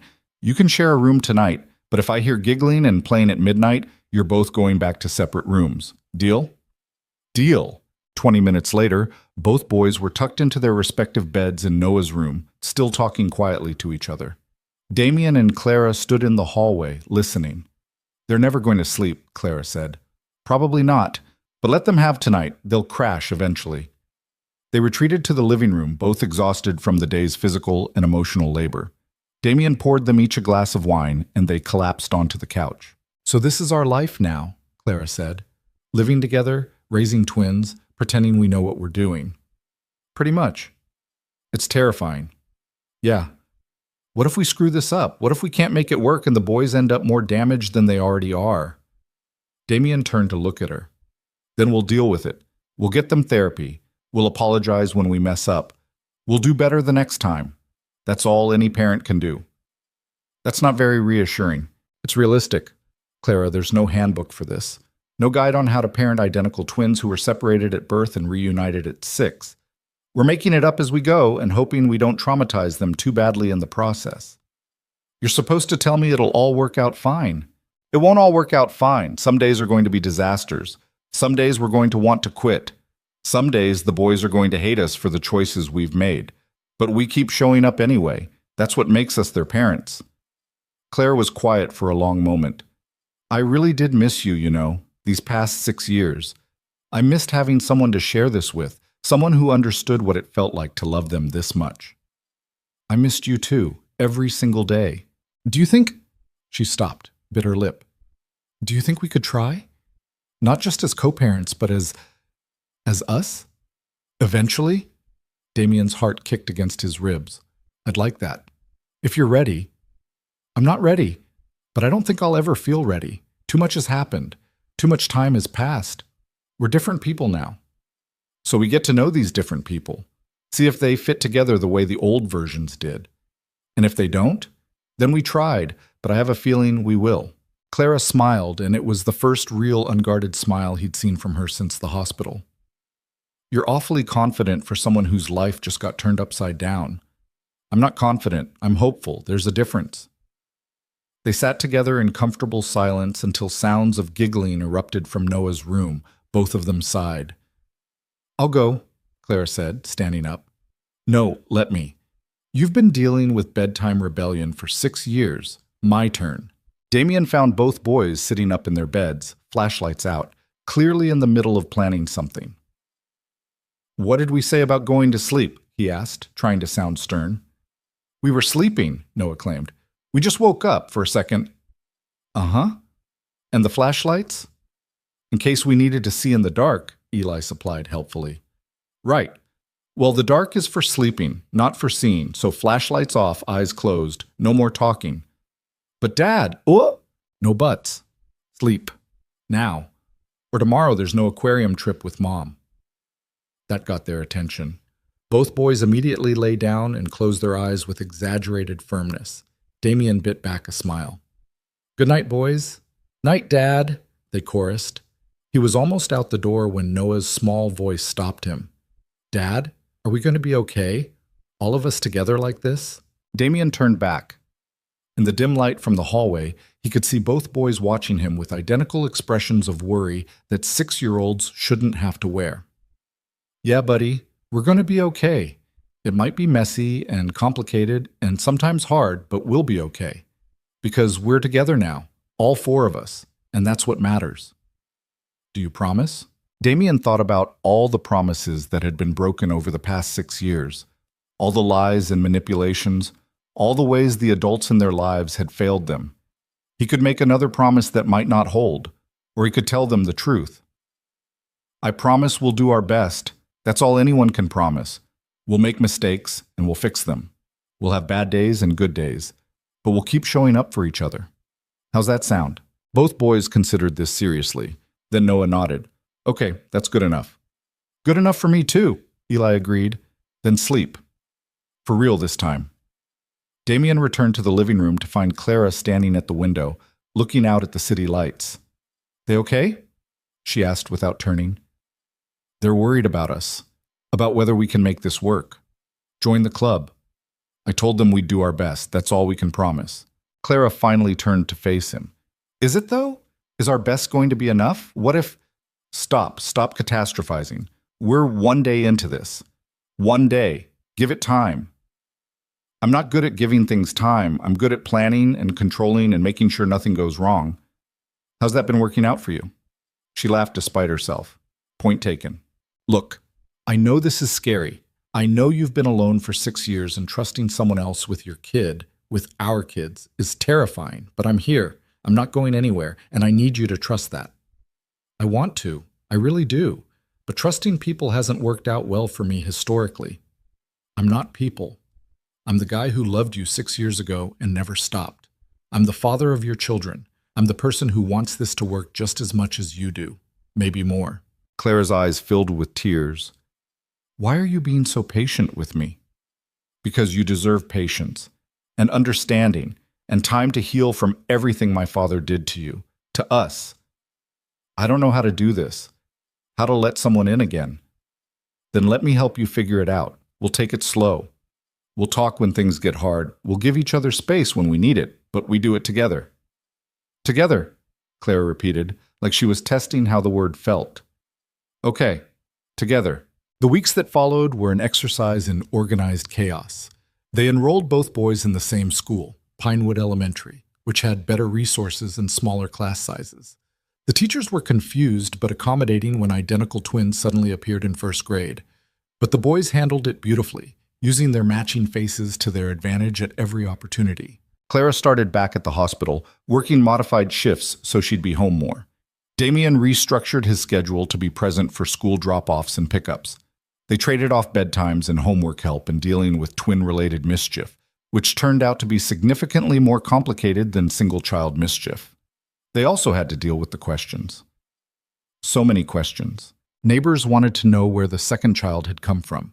School parents wanted the whole story. Well-meaning friends asked invasive things about how long Clara and Damien had been back together, and wasn't it wonderful that they'd worked things out? They developed a script. The boys had been separated due to complicated family circumstances and had recently been reunited. Yes, they were thrilled. Yes, the boys were adjusting well. No, they didn't want to discuss the details. Most people accepted this. Some didn't. Richard Cross was in the second category. He showed up at Damien's office 3 weeks after Clara moved in, bypassing security with the arrogance of a man who'd never been told no. "We need to talk," he announced, striding into Damien's corner office like he owned it. Damien didn't look up from his laptop.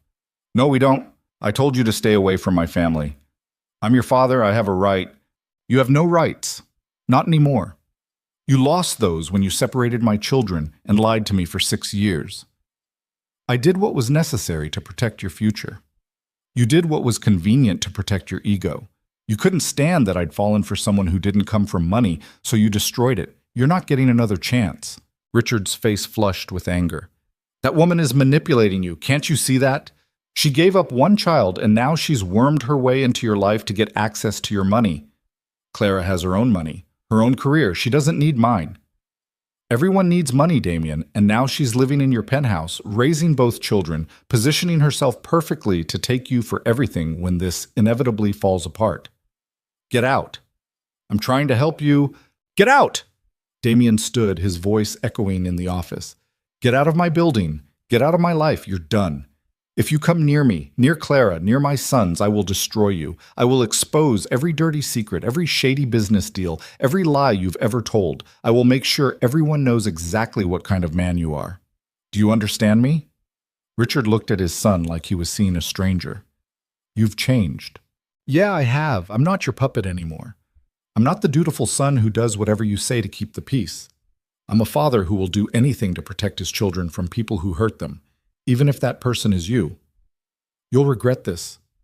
The only thing I regret is not standing up to you 6 years ago. Now get out before I have security remove you." Richard left without another word. Damien sank back into his chair, shaking with adrenaline and anger. His phone buzzed. "Clara, everything okay? Your assistant texted that your father showed up. It's handled. He's gone." "For good?" "For good." That evening, Damien came home to find Clara in the kitchen, attempting to make dinner while both boys did homework at the counter. It was domestic and chaotic and nothing like the quiet, controlled life he'd had before. It was perfect. "Dad, I don't understand this math problem," Noah announced. "Mom already explained it twice," Eli added, "but we still don't get it." Damien set down his briefcase and rolled up his sleeves. "All right, let's see what we're working with here." Clara shot him a grateful look. "I'm better with medical emergencies than with first-grade math, apparently. We all have our strengths." They worked through homework together, Damien explaining fractions with crackers while Clara finished cooking. Then they ate dinner as a family, both boys talking over each other about their day, Clara and Damien exchanging amused glances over their heads. After the boys were in bed, they'd officially moved Eli into Noah's room permanently since separating them at night had proven impossible. Clara and Damien cleaned up the kitchen together. "Your father came to see you today," Clara said. It wasn't a question. "Yeah, I told him to stay away, permanently." "How did he take it?" "About as well as you'd expect. Lots of threats and accusations. Claims you're manipulating me for money." Clara flinched. "Maybe he's right. Maybe I am taking advantage." "Stop. You're not. You've never asked me for anything. You work full-time. You pay for half of everything even though I've told you it's not necessary. If anything, I'm the one who should be worried about taking advantage." "How do you figure?" "I got 6 years with Noah that you didn't get. I have more money than I could spend in 10 lifetimes.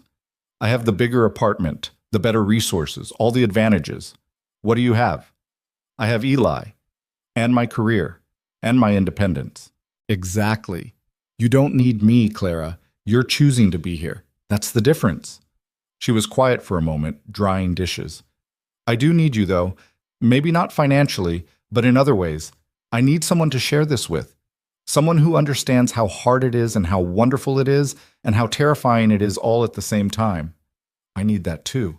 So what does that make us? Damien set down the dish he was washing and turned to face her. I don't know. Parents, partners, friends, maybe eventually something more. Does it have to have a label right now? I guess not. I want to know where we stand.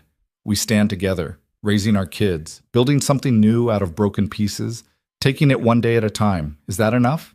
Clara looked at him for a long moment, and he could see her struggling with trust, with fear, with the weight of everything they'd been through. Finally, she nodded. Yeah, it's enough. 3 months into their new arrangement, Clara's mother called. Clara hadn't spoken to her in years. They'd had a falling out when Clara got pregnant, and her mother had called her irresponsible and stupid. But somehow she'd tracked down Clara's new number. I heard you're living with some rich man, her mother said without preamble. Playing house with his money while he plays father to your bastard? Clara went pale. Damien, who was close enough to hear the venom in the woman's voice, gently took the phone from Clara's hand. This is Damien Cross. I'm the father of Clara's children, both of them. And if you ever speak to her or about her like that again, you'll be hearing from my lawyers. She doesn't need your judgment or your toxic presence in her life. Lose this number. He ended the call and blocked the number before handing the phone back to Clara, who was staring at him with wide eyes. You didn't have to do that. Yes, I did. Nobody talks to you like that. Nobody. She's my mother. She's a bully who abandoned you when you needed her most. You don't owe her anything. Clara's eyes filled with tears. Thank you. For what? For defending me. For believing I deserve better.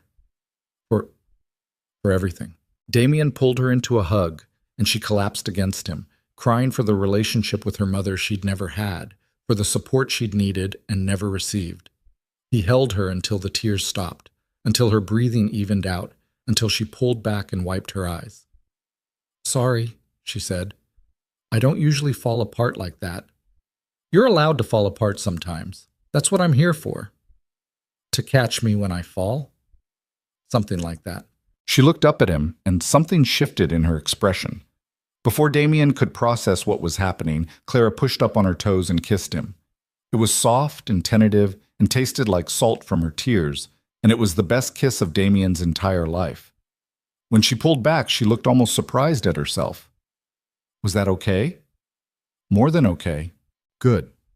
Because I've been wanting to do that for weeks, and I needed you to know that I'm not just here for the boys, that I want this, us, whatever this becomes. Clara, I know we said we'd take it slow, and we can still take it slow, but I needed you to know that I'm in. I'm all in. I choose this. I choose you. Damien kissed her again, properly this time, pouring 6 years of longing and loss and hope into it. When they finally broke apart, both of them were breathless. I choose you too, he said. I've been choosing you for 6 years. I'm not stopping now. They took it slow after that, but it was a different kind of slow. The kind where you know where you're heading, but you savor the journey. They had date nights after the boys went to bed, cooking together, watching movies, talking about everything and nothing. They had family outings on weekends, parks and museums and ice cream shops where people did double takes at the identical boys. They built routines and inside jokes and a life that felt real instead of forced. 6 months after Clara moved in, Damien took all 3 of them, Clara, Noah, and Eli, on a trip to a small coastal town 3 hours north of Seattle. They rented a cottage on the beach, spent days building sandcastles and collecting shells, and evenings watching the sunset while the boys ran along the water's edge. On the last evening, after the boys had fallen asleep exhausted from a full day of beach activities, Damien and Clara sat on the porch watching the stars. I want to ask you something, Damien said. Okay. And you can say no. There's no pressure. I need you to know where my head's at. Clara turned to look at him, curious. You're making me nervous. Don't be nervous. Damien took a breath. I want us to be a real family. Not just co-parents living together, but a real family.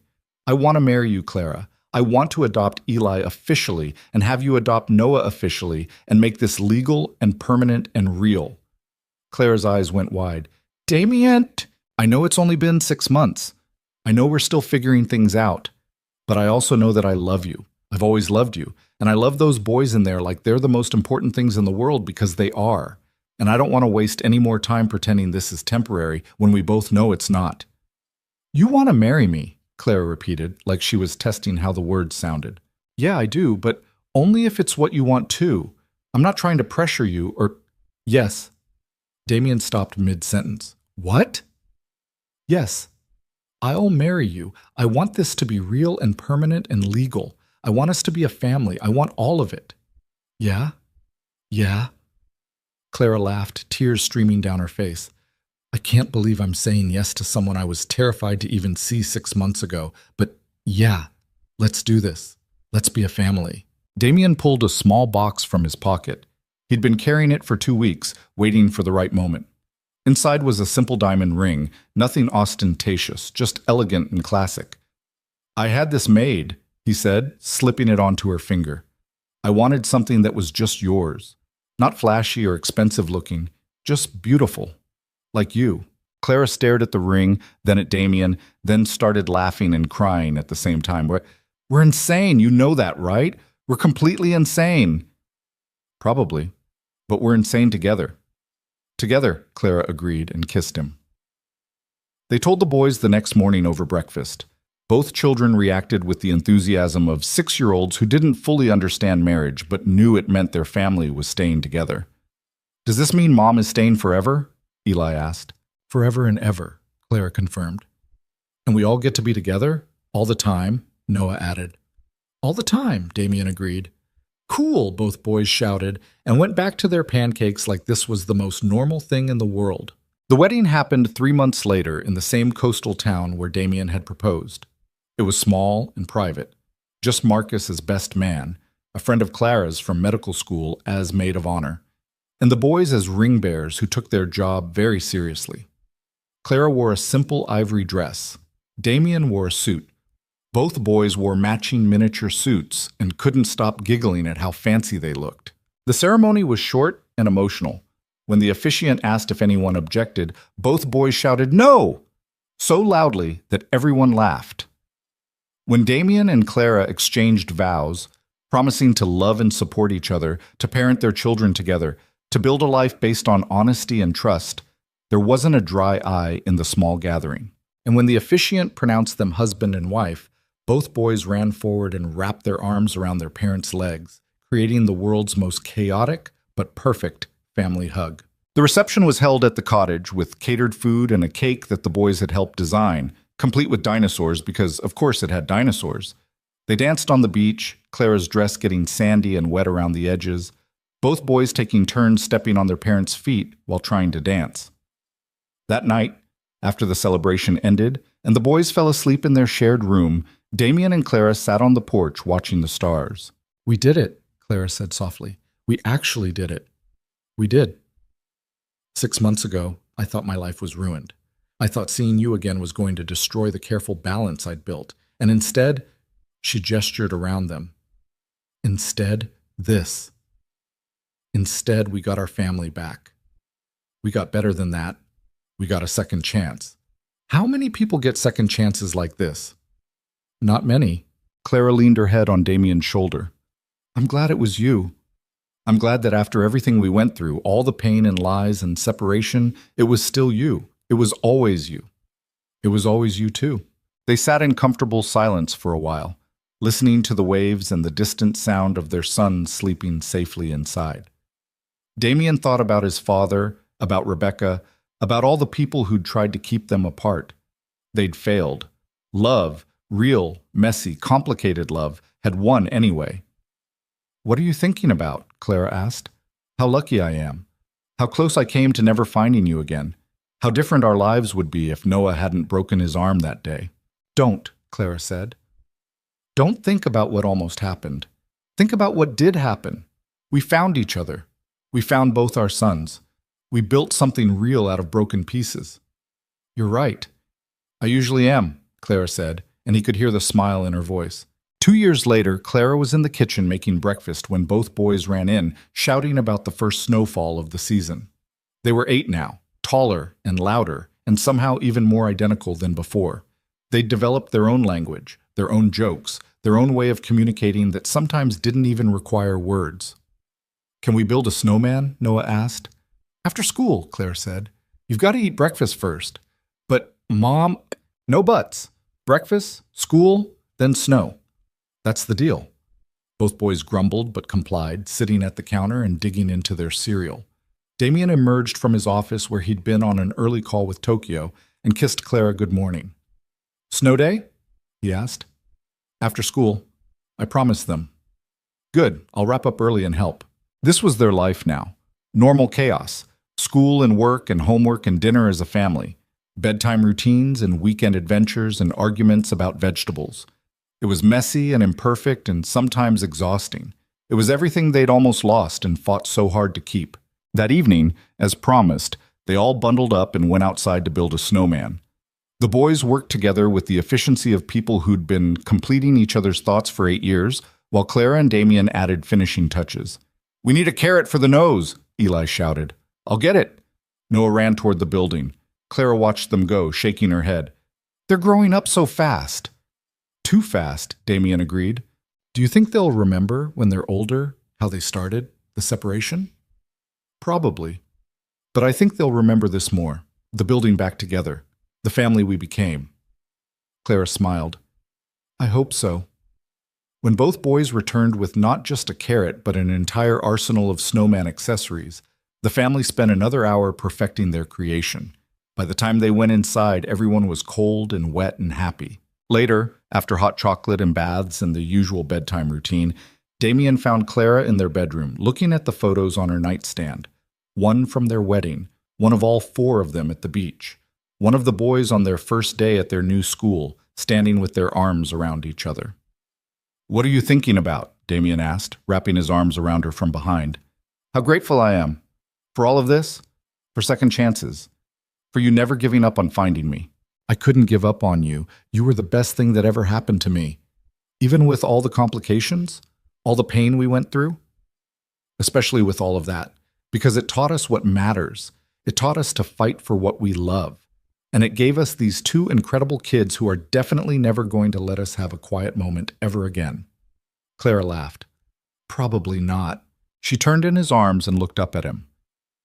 "I love you. I don't say it enough, but I do. I love you for fighting for us, for believing we could make this work when I was too scared to try, for being the partner and father I needed even when I didn't know how to ask for it. I love you too, every complicated, messy, beautiful part of this." They stood there in their bedroom, in the life they'd built together, listening to their sons whisper and giggle in the room next door, even though they were supposed to be sleeping. This was family. Not perfect, not what they'd planned, but real and hard-won and worth every struggle. Damien thought about the scared 26-year-old he'd been, falling for a waitress his father would never approve of. He thought about Clara at 23, pregnant and alone, making an impossible choice. He thought about 6 years of separation, of pain, of believing they'd lost everything. And then he thought about now. About second chances and forgiveness and the family they'd fought so hard to build. Sometimes the best things in life weren't the things that came easy. Sometimes they were the things you had to fight for, piece back together, rebuild from broken fragments. Sometimes love wasn't about perfect timing or ideal circumstances. Sometimes it was just about showing up, day after day, and choosing each other despite everything. And that, Damien thought as he held his wife close and listened to his sons laugh in the next room, was more than enough. It was everything.